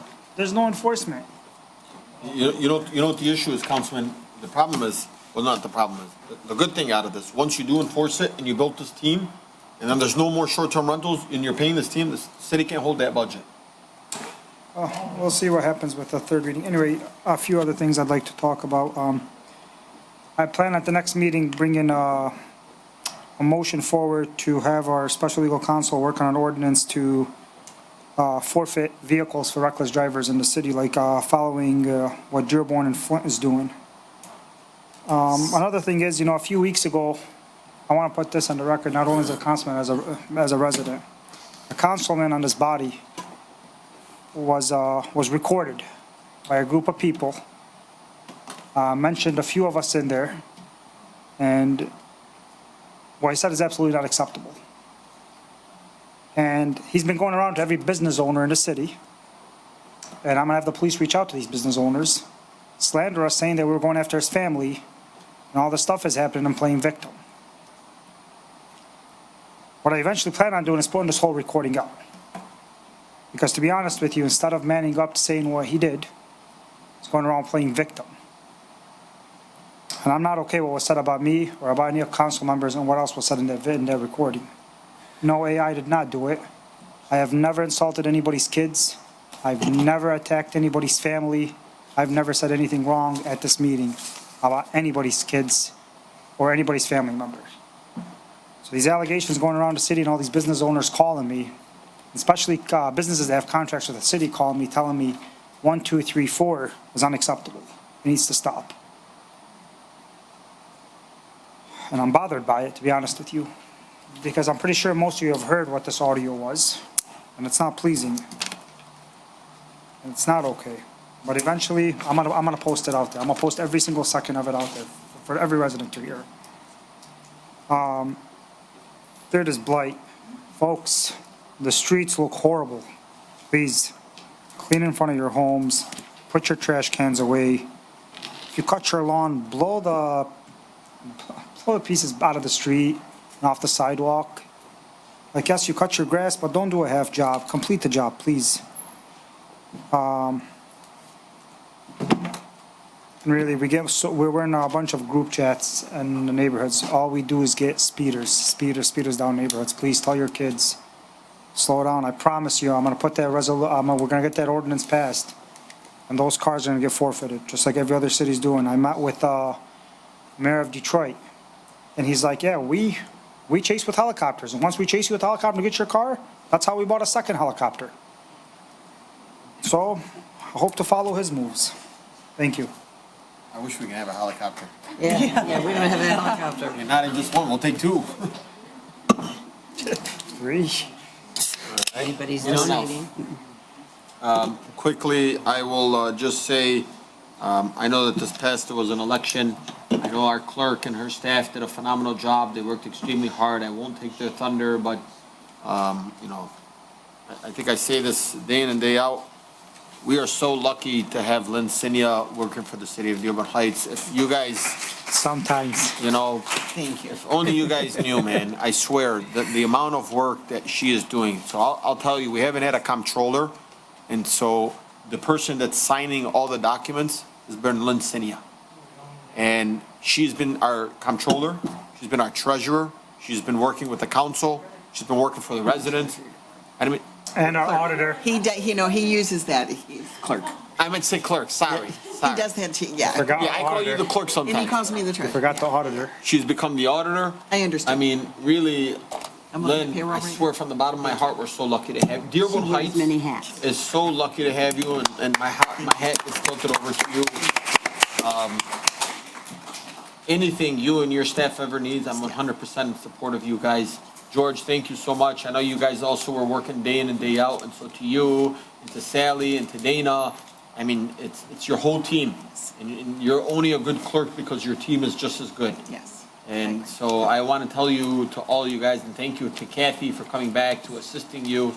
And you guys do such a phenomenal job. Hand to God, nobody, no clerk department can operate like Dearborn Heights' clerk department. You guys are the absolute best. And then, you know, thank you. And I just want to also kind of just piggyback on a few things here.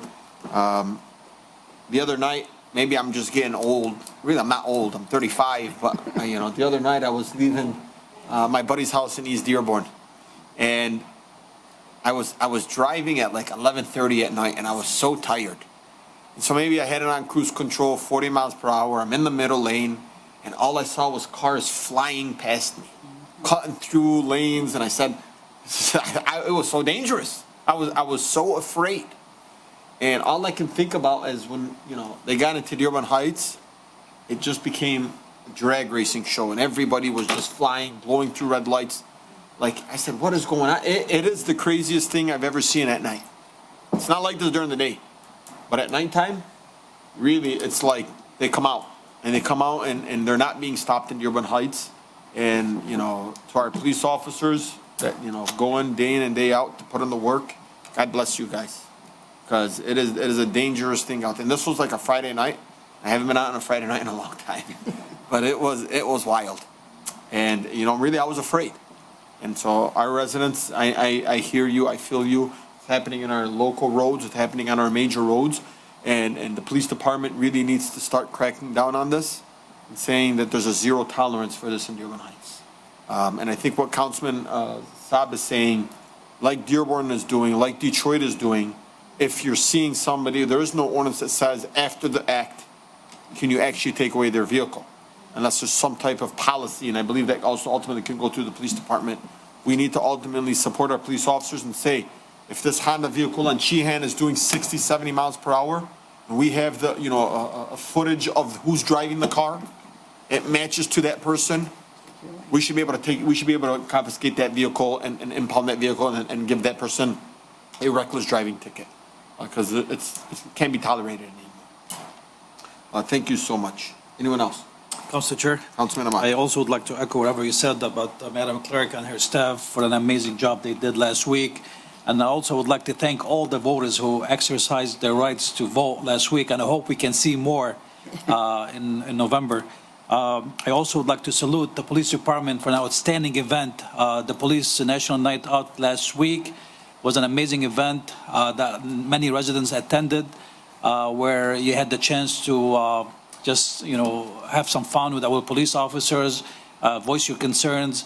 They did an amazing job also with the police explorers. So I hope the next event will see more residents at it. And also I'd like to congratulate the fire department for winning the baseball game. And, better luck next year for the police department. Why did you get a shirt? Why did you get a shirt? That's why you're thinking of. What shirt? You A shirt? You got a polo. For Oh, well, you had them for the other thing. Because I'm we an paid for advisor them. with the police Nobody knew explorers. they were sale. I'm just messing with you. We're lucky to have you as an advisor. Appreciate you, Council Chair. The score was 18-8. Oh, on the fire, and thank you to our police and fire. They let And me the throw in the fire's first been winning pitch. the last few years. Councilman Ahmad said that the police department was going to win. This guy's been so pro-police. He and tried. not- And guess what? They got blown out by the fire No, department. I love them both, but I feel bad for I the police actually had the department best where prediction. they never had it for the past 10 years. So I had the best prediction, more injuries than the home runs. Yeah. Glad there was no injuries and you were wrong. Yeah, that was good. No, there was a few scuffs. Anyone else? Council Chair. Councilwoman Breyer. Go ahead. All right. Ladies first, I'll Councilman. finish on the last one we were talking about and commend the the police department on having food for everybody that stayed later. It was excellent. We'll have to find out Rafiq's. where that guy is and go there. Rafiq's on Ford Road. Okay. Yep, Yeah, have a they, nice- they were really good, and it was well attended to, and we had music. But the other thing, we also had the night that you're talking about, we had a great attendance over at the Justice Center. It's nice to see people come out and be hosted by the police department in such a manner. We should do things like this more often. And it seems like there was another, when we were talking about Lynn, the only difficulty I noticed, and possibly Gail and Lou, that worked the elections, was the people were wondering for sure where they were to vote. Yeah. We sent them from Eaton over to Annapolis all day long. And, but it was good that we did it for this one, the primary, instead of the November, because now they'll know where their new precinct is. We showed them the sheet, we showed them, hey, you used to have 27, you have 15, this is where you go now. And this is permanent. So that worked out well. I'm done until You can do announcements. Okay, announcements. Okay, we will have the Ecorse Creek Commission meeting on the 27th, so you're getting a little notice ahead, but there will be a slight change again on the 28th. I haven't heard from our president of the South Dearborn Heights Civic Association today yet. She's working on a location, but we will be having this month's meeting will probably be at Annapolis in the theaters, what we're trying to get, because we expect a crowd. We will be having all the people who are running for council and the people who are running for treasurer as our meeting attendees. So if you want to know who these people are and you want to ask them questions, that's the time to come. It'll be 7 o'clock on the 28th, and it'll probably be at Annapolis. I'll confirm in our next meeting, August 28th. And we have next month's speaker already, and that will be David Knizik. He'll be there in September at the regular location at 3335 South Beach Daily. That'll be our time to talk to him about the Ecorse Creek and anything else we want to know from our county commissioner. Thank you. Thank you. Councilman Constant. Thank you, Council Chair. I want to tell the clerk and everyone on the clerk staff, great job on the primary election and having the precincts consolidated, and I think everything went well. Summer's coming to an end. Our children are going back to school. Please, everyone, please drive carefully. Please slow down. Know that if you hit a child, you're going to probably be going to jail. Not probably, you are going to jail. Please drive carefully. Anyone else? Seeing none, we'll move it over to announcements from administration. Seeing none of that. Oh, you got another one. Get two more. Thank you for all the kudos. You know, I could not do that with the awesome staff that I have. I have to acknowledge Georgianne, our deputy clerk, Dana Flamont, Sally, who's right there in the front, and of course Kathy Birchfield for coming back and helping us out. Our back room, which we can't make it happen without them. Our election day workers, which we have some in our room. Raise your hand. Thank you. Yeah, Lou, round of applause for them. Okay. And Rose. Well, where did Nancy go? She left too. Well, anyway, she's Nancy as well. Our AV workers, our DPW. It takes a lot of people to make this work. The police department, the hosts for our polling locations, which include our library, both of our libraries, as well as our Parks and Rec, Eaton, Berwyn, in Canfield. Then, of course, the only 3 polling locations that are outside of our building, which is the Michael Berry Center, Dearborn Public Schools, Crestwood School District, Riverside Middle School, and Annapolis, which all of the voters are at Annapolis High School right now. I'd like to thank the 4 candidates who were on the ballot for the August primary.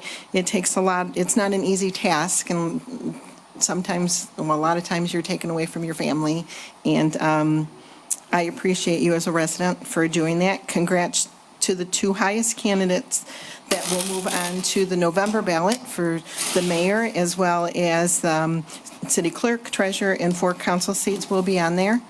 As you mentioned, the consolidation and relocation. I do want to let you know that postcards did go out to every single resident household in the city, as well as new voter ID cards with the polling locations, the new precinct numbers on there. In addition, we did put notices up on the old locations as well as sandwich boards. We did have a 17.24% turnout. We can do better than that. And I think that's it. I can't do it. We can't do it without everybody, without the whole team. So you're all appreciated. Oh, and the receiving board too. We had the receiving board, which was right in here, which worked out very well. And I was out of the building at 10 to 12. That's awesome. Yeah. Of course, we had to, one last thing. I had mentioned about a couple meetings ago, I can't even quite remember, but when we receive an absentee ballot, it has to be signed, and that signature has to be verified through the qualified voter file. If it's not signed, or if it's a signature match, it doesn't match, we do notify, we reject that in the system, and we give the reason why it was rejected. The voter is then notified. Deputy Clerk Flamont calls every one of them and tells them why their ballot was rejected. They also are either emailed or a letter goes out to them. They have up until 3 days after the election to cure that signature. So on Monday, I took 1 ballot down, because after the election, and then the Wayne County canvas will count that. So that was new with Prop 2, and just wanted you to know. So thanks, everyone. Thank you.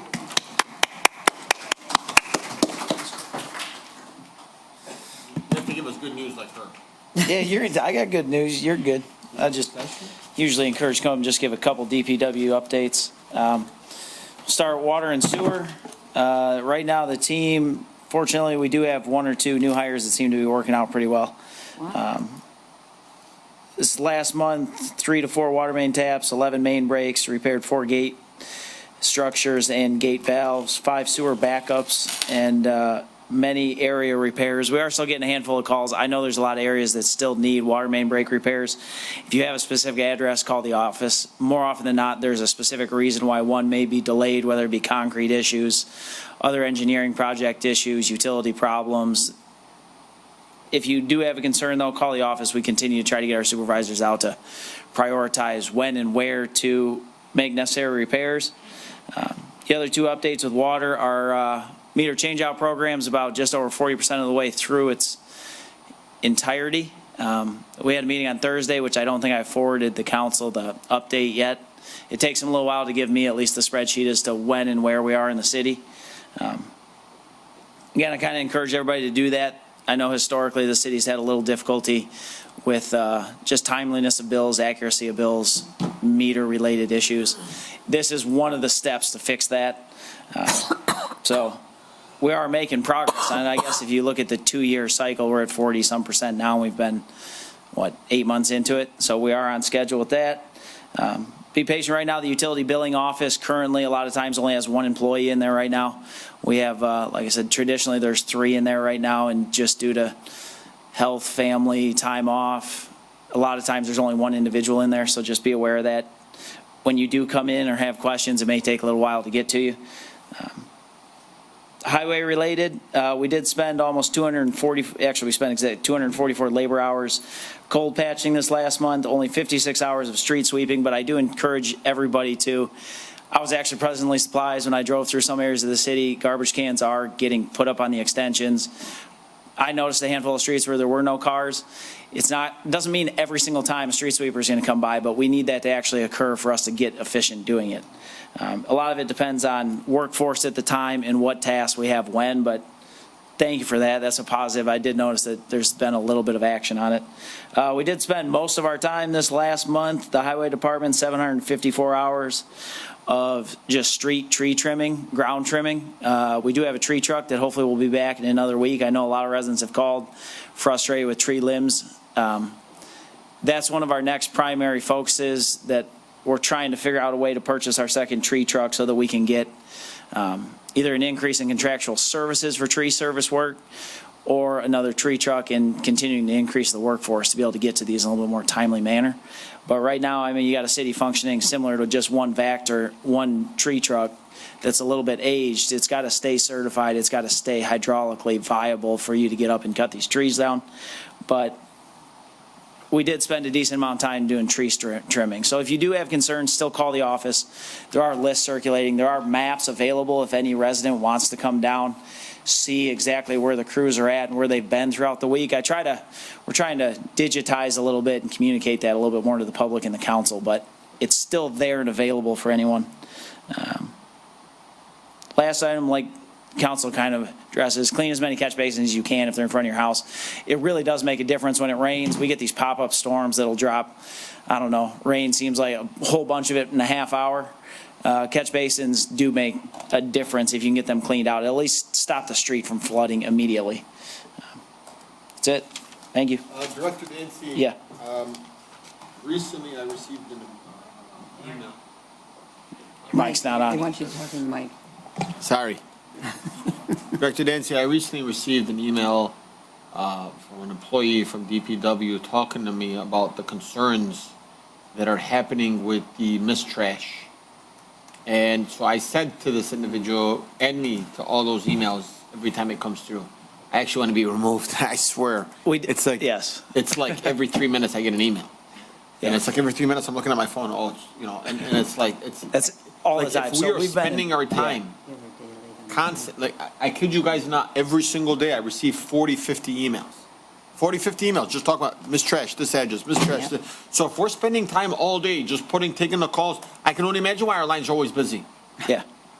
So we've been in with priority waste. I mean, they're large contracts to deal with, and a lot of discussions got to get had. But there is a lot more action, even just from that awareness of coming to a handful of elected officials that almost immediately told us to not copy them on emails. So, well, no, I want to say copy, because you know what? It's documenting this, and it's making a difference. So hopefully we're going to get a little bit more response from priority waste to the many residents that might be having issues. It's getting addressed as quickly and effectively as possible, where you set up some process. Are we going to hold them responsible? Are we going to fine them like other cities have done? Yeah, it's in our contract to withhold payments for specific addresses. So yeah. Well, not specific addresses. I mean, look, nobody wants to get their next bill held back or keep 20% next time. Because I'm going to tell you right now, I'd like you to CC me on this email. Maybe have Roger, or even Roger or whomever I can get. the clerk, somebody. I'll even do it. Hey, listen, if this continues on, we're holding back at 20% and we're not paying you that 20%. Yeah. It's not fair. You have to hold people accountable. I don't care about relationships when it comes to this. At the end of the day, if city services are failing, what are we doing? Yeah. Look, and I'm going to tell you, this falls on you. Because as of right now, you've been put on notice. Fair enough. And people are upset. I can't keep saying, well, Director Dancy's working on it. Director Dancy's working on it. It's going to fall on you. That's fine. So we need to make sure that we're holding them accountable. I'd like you to send out an email and say, hey, today at city council meeting, this was discussed. You can even say Mo Beydoun. I don't care. You're good. No, and you can say, you know, if you guys continue to do this, we're going to hold the 20% fine, and we're not going to give you that 20% of cost back. If they want to slow, guess what? That's not a great way to work. Their contract's up in 1 year. You can even CC us on that email. Yeah, that's fine. We're all on the same page here because we're trying to look out for ways. In reference to that, they were a day late in my neighborhood on the recycle. They came on Saturday instead of Friday. Councilwoman, 40 emails a day, and that's me lying. That's not me like know. downplaying that. I know, but can't we refer them to priority and take some of it off of John's back, or did we? No, we've been trying that. So we're looking at other options, even between Monty and the comptroller's office, looking at finance and figure out a way to get that. Because a handful of don't even pay attention to it in the event they're in an area that seems to get picked up regularly and not have any issues. But there are areas of the city that are repeatedly having problems. So I had one thing about the tree trimming too. I had a gentleman complain that back in April and May, you guys trimmed his tree, but when he called to find out about the stump, he was told there was no money. And he wants to do his landscaping. He wants to know when they're going to come there and do the trunk. There are stump lists going around, and there's contractual services that we got to stay within budget. So I'll give you the guy's name and phone number. We'll address it as best we can. All right. Thank you. Thank you, Director Dancy. Yeah, I think I had a resident too, Councilwoman, that just told me, I think there's tree stump. It was like almost 2 years. He's on university. This one isn't that? No, this is a different guy. Good evening. How you doing, sir? I want to thank you guys for getting us that extra person. HR got the testing done, got the oral boards done, and we've got a list established. The first 2 people on the list have already accepted. The third person had till today to give us their answer. If not, we're going to the next person on the list. We're hoping to have everybody on board in the next 2 weeks. I want to thank the HR department, the Civil Service Board. Like I said, did a great job, got us through quickly, and got us a list so we can start hiring and getting these people on the road. Also, please, when you cut your grass, the back grass needs to be cut as well. We're getting more complaints. People are just cutting the front grass and not cutting their backyards. And it's got to stop. Do both, front and back, clean up when you're done, and that's it. Council Chair, I'm sorry. Yeah, so Director, you mentioned the backyard, because I've been getting a lot of complaints too about neighbors, neighbors to those properties calling me. I mean, what can we do about that? I mean, I know the inspectors cannot go in the backyard. Well, if we can see it from the road, we're giving them correction reminders, 7 days. On the 8th day, if it's not cut, we're sending our artistic out and they're cutting it. Like I said, we tell people, you have to cut. But they can go in the backyard and cut it? If we can see it and we can give them a 7-day correction reminder, yes, they can go back in the backyard and cut it. Okay. Yes. I got to say, Director, Dearborn Heights is lucky to have our artist department, but most specifically, Mr. Abbott back there. Kevin Abbott is somebody that really, he rocks, man. Yeah. This guy, there's never been a time where I haven't picked up the phone and called Mr. Abbott, can you take a look at this? And I didn't get a message back from a resident say, wow, that was fast. And thank you so much for delivering. Yep. And then he follows up with me in a couple of days and says, hey, I just want you to know, 1, 2, 3, 4, 5. When the resident had already told me. Yeah. He doesn't know that the resident had already told me. And so, round of applause to Kevin Abbott. I second that, Council Chair, too. I have the same experience. I swear, I think there was one day I gave him like 8 addresses. I had like 8 calls, and I said, I don't know. Kevin, here, can you take a look at these 8? And I think it was like at 5 p.m. off work. He went by, took a look at all the properties and said, I'll deal with them in the morning. So, I mean, this is somebody that I think definitely needs to be recognized. I mean, oh, yes. You know, my staff is hardworking. Like I said, they're understaffed, and they're all getting 12, 14, 16 extra runs every day. We're picking up for the ones that left. We're still cleaning up their stuff. So, like I said, our staff is really working hard. Kevin's a hard worker. Like I said, they all work hard. All great. I mean, all great. Yep. But I have to definitely give an extra salute to. Oh, yes, definitely. Like I said, I give these guys stuff to do, and I get back right away. It's done, it's handled, so. Director, please, I don't want you to think I'm insulting you in any way. Oh, no. I'm just, for my own knowledge, do you as the director drive around and also issue tickets and do the work as well? Or are you doing? When I'm out, like I said, I go to City Hall every day. I go to South End, drive around down there. If I find things, I get it either to the guys or I do it myself. I go to the North End. I'm out usually for an hour and a half, 2 hours every day when I go out to City Hall to handle things, yes. Yeah, you know, I have another question. Kind of like the police department has some type of reserves. Can we build a reserve unit that doesn't ultimately issue tickets, but can drive around, or volunteers, let's just say, I don't even call them reserves, that can drive around right down in it, like I had Angela Venegas who rides her bike. Can we tell her, write these addresses down, hand it over to the director, and that way, you know, no, she's riding her bike. All she sees is a house with blight. We're not telling her to go knock on the person's door or issue any citation. Can they do that and issue that information to you? They can, I mean, but anybody can do that. I mean, if anybody sees them, we say do it through the contact. app, too. Yeah, the app, you have see, click, fix, so we say people, get us the information, because we can't see everything. Like I said, we're shorthanded, and as soon as we get it, we send these guys right out there. Like I said, you guys contact us, we send someone out right away. Yeah. So we make sure this is handled. I'm just thinking out loud. Do we have districts when it comes to, like, you know, this sub right here is gonna be working under Kevin. This one's gonna be working under Mr. Yes, Senior Bunker. yeah. Do we have that currently? Yeah, right now. Because I know right now, like, certain people are only part of, like, the business district, right? But like, if this one's in charge of businesses, but he's in somebody else's district, you might have some type of clash. Well, why don't you have one designated person that runs this business area and this area?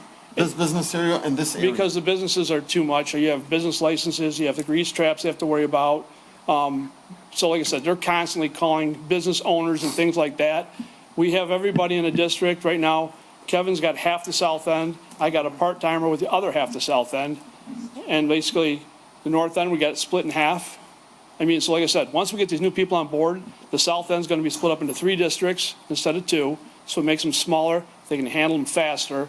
North in the same way, it'll be split up into 3 districts again, and they'll be able to handle it because it won't be as big. Right now, like I said, we're so shorthanded. I mean, our part-timers are killing it right now because, you know, they're filling in for full-time positions, basically. These guys were, you know, supposed to do grass, they're doing everything right now. Thank you. So we're keeping them busy. Sorry for all the questions. Oh, no problem whatsoever. Thank you. And if you guys need anything, please call. Thank you so much. Yep. Anyone else? Thank you. We'll take it over to, I'm gonna go from Nicole, because she works for the city. So I would like to hear from Nicole as an, I don't know if she's speaking as a resident or as a city employee. I guess I could do either or, it doesn't matter. Nicole Probe, Academy Street, Dearborn Heights. Okay. Thank you for bringing it up. I do apologize to you for bombarding you with all of those emails, but I just wanted you to see what we deal with on a daily basis. And I've only been in that particular department since the beginning of 2023, and it's just progressively gotten worse. And everybody watches the news. We're not the only community experiencing issues with priority waste, so it's not just a Dearborn Heights issue, it's a whole Southeast Michigan issue with priority waste. I did get a copy of the contract from Lynn. I did provide that to John. Unfortunately, their contract is through 2027. So something needs to be done about finding them. John and I have talked about maintaining a list from all the emails that we do send. So we're going to try that. There is documented in that, like how much we can deduct per address, per missed pickup. So I just want to apologize for all of that. Sorry, John. If you need to write me up for being feisty and outspoken, by all means, go ahead. Be my first one, so I'm not worried about it. But no, it's just something that everybody needs to be aware of. And I'd also like to throw out there that these trucks are equipped with cameras and GPS, a front camera and a rear camera. When we do send these missed pickup notices over, they do pull the cameras. I would advise residents, how do I put this nicely, not to fib about not having your trash out in time or not having the vehicle parked out in front, because the video cameras will show that. So just throwing that out there as well. And Nicole, they sent us a couple where you said that we missed the trash pickup, and they said, no, their trash wasn't out, or there was a car blocking the trash bin, so they couldn't take it. And so, That is correct. you know, we had to let those. We call the resident back and we do notify them with that information. They're not happy, of course, but at that point, without any enforcement on the vehicles that are parked in the street during trash pickup, we're kind of in a catch-22, and there's not much we can do about that. Thank you. So, but have a good night. Council Chair, I suggest the email that's coming from Director Dancy, maybe it should be drafted by Mr. Ferenha, and maybe it come from you, sir? Yes. To the priority? Yes. Please. Thank you. Okay, let's take it over to the residents. How you doing, ma'am? Please state your name, the city you reside in, the street that you live on. Don't start my time. I'll see which is. Najat Janoon, Whitefield Street. So first I'd like to thank Lynn, because I don't think anybody, if you don't know Lynn, you won't know that she's somebody who does her job and does it like she's such a perfectionist, and she will still go home and not sleep worried that she didn't do something or that she missed something. So she cares about the community, she cares about the city, she cares about her job, and she definitely has a great team as well. I really came up here, this is the second time that I've had to come up here to address misinformation by Mr. Farina. The school district has never signed a contract with the city. Or presented a contract. We, as a board, have never even been presented a contract. We have received, our administration has done an amazing job with informing the board on all communication between anybody in the city, the attorneys, whoever they've spoken to. We receive updates and emails sometimes sometimes as soon as it's happened, or in a weekly update. We receive, just for anybody who's interested, feel free to FOIA that information. It's all there. All communication, you can receive the communication between the city, the district, I'm assuming as well, the attorneys. I mean, whatever information you would like, it's there and it's available. May I respond, But I'm not done talking. When she's let the resident Yeah, finish. thank you. No problem. But we do not have a signed contract. We have never signed a contract. We have stated multiple times that we cannot sign anything because there's never been an approval from the council or the administration to sign anything. We can't move forward. We've had discussions. Of course we've had discussions, but I don't appreciate, if you could tell me, when I'm done speaking, if you could tell me when and what date the board, Crestwood School District, approved, as you stated, we approved a contract. You stated we approved a contract. Why don't I just clarify for you before you go further? Hold on. Your board, Council Chair, may I? Please. She wasn't finished. Doesn't matter. She's going through the chair. I got it, a question. Please, thank you. Yeah, Council Chair.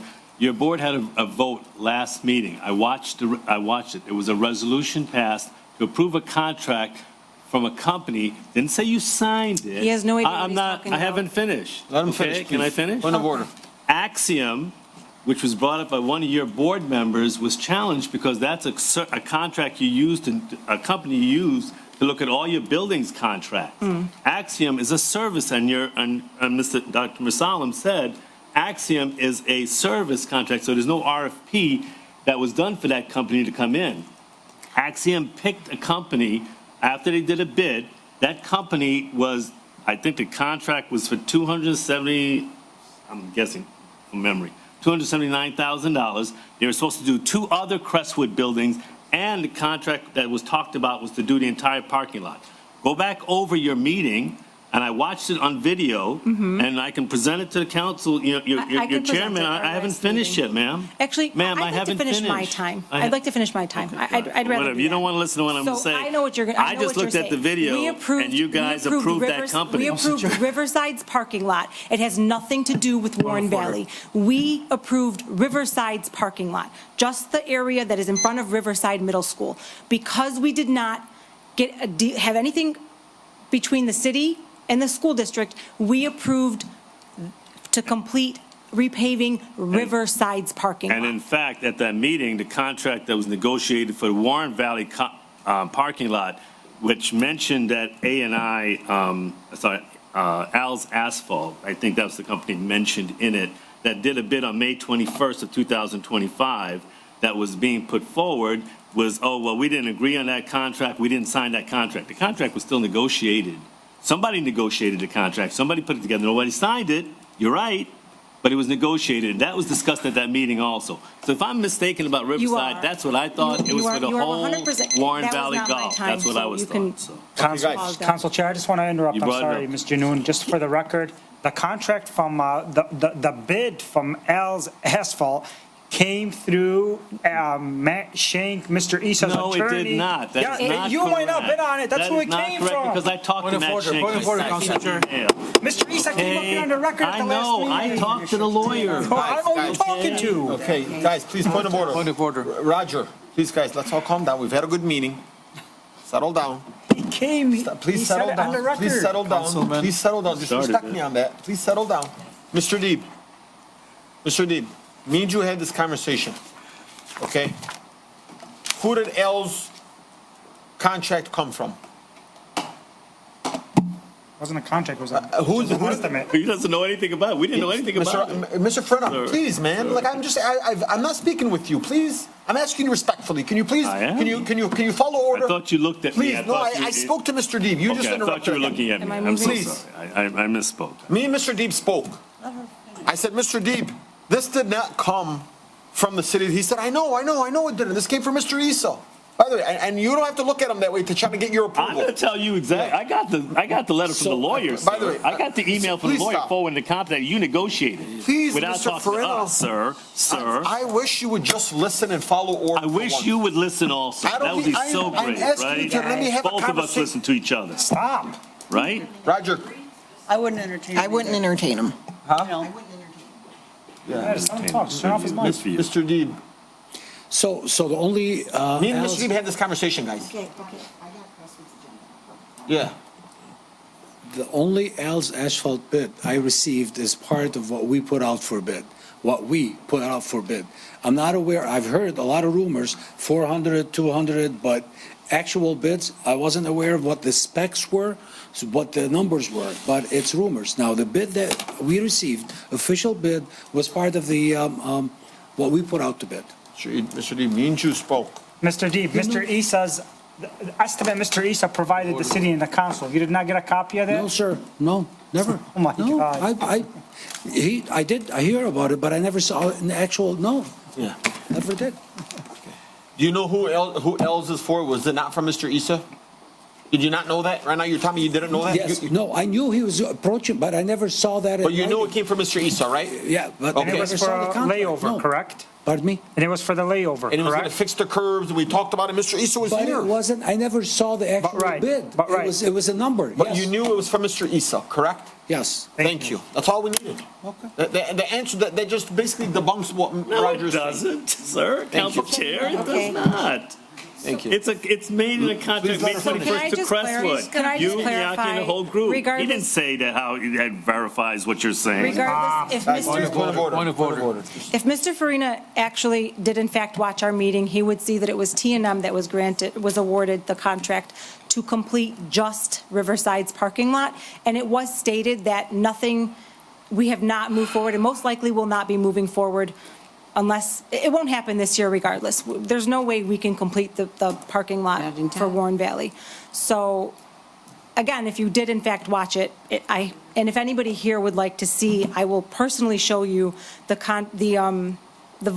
excuse me, oh, what's wrong with me? I will personally show you where it was on our agenda, that it was T&M, and it was not whoever he was claiming it was. And I can get you the date of our last meeting if you'd like to go back and watch our meeting, where we voted and where it was all discussed. But I don't appreciate, and it's funny because it's ironic, not one single board member, actually, I'm sorry, only one board member had this contract that you magically, I'm just gonna wonder, I wonder where she got it from. It's kind of all making sense now. Okay, your time is up. The contract that he's claiming that nobody received, nothing was signed, but surprisingly, somebody had it to present it to even the superintendent. But, you know, it's pointless. It's pointless. We've been given the runaround for this parking lot like I have never seen before. First it was one excuse after the other. Then it became there was the liquor license. And then there's just been so many reasons why we can't move forward. And all this was for the safety of our children. And at the end of the day, I'm going to say, how many more days and hours do we have left? And we won't have to worry about this problem any longer. Thank you. Thank you. How you doing, ma'am? Please state your name, the city you reside in, and the street that you live on. You have 3 minutes. It's okay. Take your time. Renee Myrna, Annapolis Street, Dearborn Heights. And, while waiting for this meeting to end, I'm on like 17% of my notes, and I better get there real quick. Okay, a couple things. As far as what just went on around here, man, I'm all stressed out now. But here's the thing. Whenever there's a disagreement, it just means that stuff needs to be sat down and present what you have, and then figure out where the holes are. It doesn't need to be argued. It doesn't need to be this animosity or this hatred or you have it in for the city or whatever's going on behind the scenes, because baggage is being brought from both ends of past issues that probably happened, but don't bring it into every new interaction. You know, if he misspoke, then sit down with him and have a conversation, compare notes, and follow the trail. Follow the trail. There's a paper trail. Somewhere there's a paper trail where it's going to come out with the truth. FOIA. Okay. But here's the thing. It's not worth it to argue with people back and forth because it just makes us look bad and you don't get anywhere. You just get tighter in your position. Be more open to, to figuring what the other person has. That aside, I want to say, Lynn Senya, everybody mentioned what a great job she's done and how good she is at it and all that. I think one point that they missed is the fact that she does it with a smile. You can't be mad at this woman. You can't even, if anybody has any complaints, just look at her face while you're complaining. You can't complain anymore because she just takes it all with a smile and a good attitude. So thank you for that, I would like to be like you, but sorry, I'm too transparent. My face is will reflect what you're doing to me. The other thing is, I have to wait for council chair to come for the other one, so I might have to extend my minute when he gets back. But thank you for approving the education for the treasurer. Let me tell you something. At work, I work in a financial industry, and okay, I'm old. I don't do software. I don't do techie. I learned from an 8-year-old how to go on, in Windows 95, okay? And it's point and click, and if there's not a picture, I don't know how to do it. But we got new programs that came out, and I have been stressed out to the max. And finally, I went to our awesome library and came up with a book called The War at Work. I saw it on Friday. I picked it up. I read it in 2 days. I mean, the thing is, it's an easy read. I recommend it to everybody. And it talks about the difference between the systems that are happening now. We were all raised with the hierarchy system, the boss. Can I have this one? So it's a hierarchy system. But it's moving, the world is moving to a networking system to where there is no hierarchy anymore. I'm the boss. Yeah, there's still going to be bosses and stuff, but it's a networking, and you'll find more and more people are getting involved in city council stuff. Definitely. Maybe even in the background, more people are calling the city hall or whatever. It's a network. It was a great eye opener on technology, and because I took the training, somebody walked me through piece by piece, singular with me. On Monday, I was able to save my boss a lot Thank you. Thank you very much, ma'am. I got it. Thank you very much. I believe me, there's no hatred here. Everybody is they have so much love to the city and they're so passionate about the city. That's all. Any more in person? Please state your name, the street you live on, and the city you live in. Trapkowski, Columbia Street. Discussion was brought up about the Airbnbs and the enforcement, but nobody brought up the police department doing any of the enforcing. So if the chief is still available or online, He's not. Chief is not. Okay. No. He's not online? No. Okay. Considering that's where most of the enforcement would probably come from. I mean, they're still working on it, but we'll see. I mean, if Okay. you have a question to the chief, you can just write it down, we can send it to him. All right. Okay. I'll leave that to Angela, since she's after this one. But that, it hasn't been brought up, but the police department should be, the ones involved on clearing the streets and stuff like that. So, all right, thanks. Thank you. Any more in person?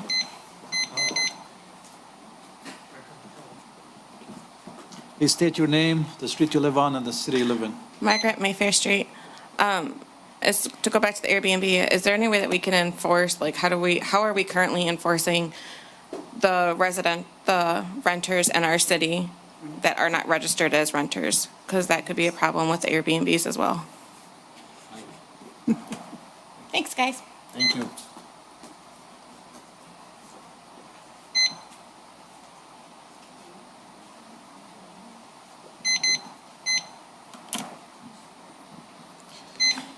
Mike, sir, please state your name, the city you reside in, the street that you live in. Mike Blackburn, Arnold Street, Dearborn Heights. On the concrete contractor, I don't know if it was Angel Cement or A&G that poured the cement in front of my house, but my new cement is higher than my neighbor's old cement. And for the past 2 years, water still does not run uphill. My curb line looks like somebody drank 18 beers and tried to draw a line.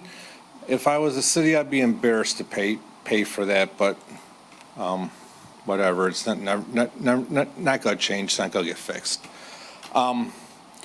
As far as cars being parked on the street on trash day, tomorrow's my trash day. I can look out my front window and I can say, at $50 a pop, I can say there's $500. Why do we not have somebody out writing tickets? First, we were going to train the cadets to write tickets. If you have to pay one officer 4 hours overtime to write tickets, you can, I know it's not supposed to be a money grab. It's supposed to be corrective behavior. But you can make $1,000, $2,000 a day with these people that park their cars in front of the streets. And it's an issue with trash. Can cut down on people saying my trash was missed when there was a car. It's a snowball thing. Why are we not writing tickets? Why does Dearborn Heights not do anything? We don't do anything. We talk about it. We don't do shit. When are we going to do something about anything? Just one thing. Let's start one thing. One thing small. Let's do one thing. We don't do nothing. We talk. DPW spent thousands of dollars to put signs up on every street for no parking, for trash. Man hours spent. Hundreds of man hours spent. Thousands of dollars on signs. And nobody cares because we don't do anything. And they don't care because they know we don't do anything. And nothing's changing around here. That's it. Thank you. Thanks, Mike. Anyone else in the audience? Seeing none, we're going to move it over to Zoom. I see we have Tim. Good evening. Once again, I agree with Mike, what he said about the cars being parked on the streets. I had a neighbor last week, somebody else parked in front of his house and they didn't pick up his trash. He come over and asked me, what do I do? This is called the city. I said, it's not priority's fault. They couldn't get to it. There was a car parked in front of his house. His can was on the grassy strip, on the street, like where it should be, but they couldn't get it. When you look down our street on Fridays, don't look like any other day. There's cars parked all over the place. Thank you. So, I mean, it's not right. And the street cleaners can't come down because they gotta zigzag around cars. Then if they do move them off the streets, they put them across either on the front lawn or they park across sidewalks. So you can't go to anywhere.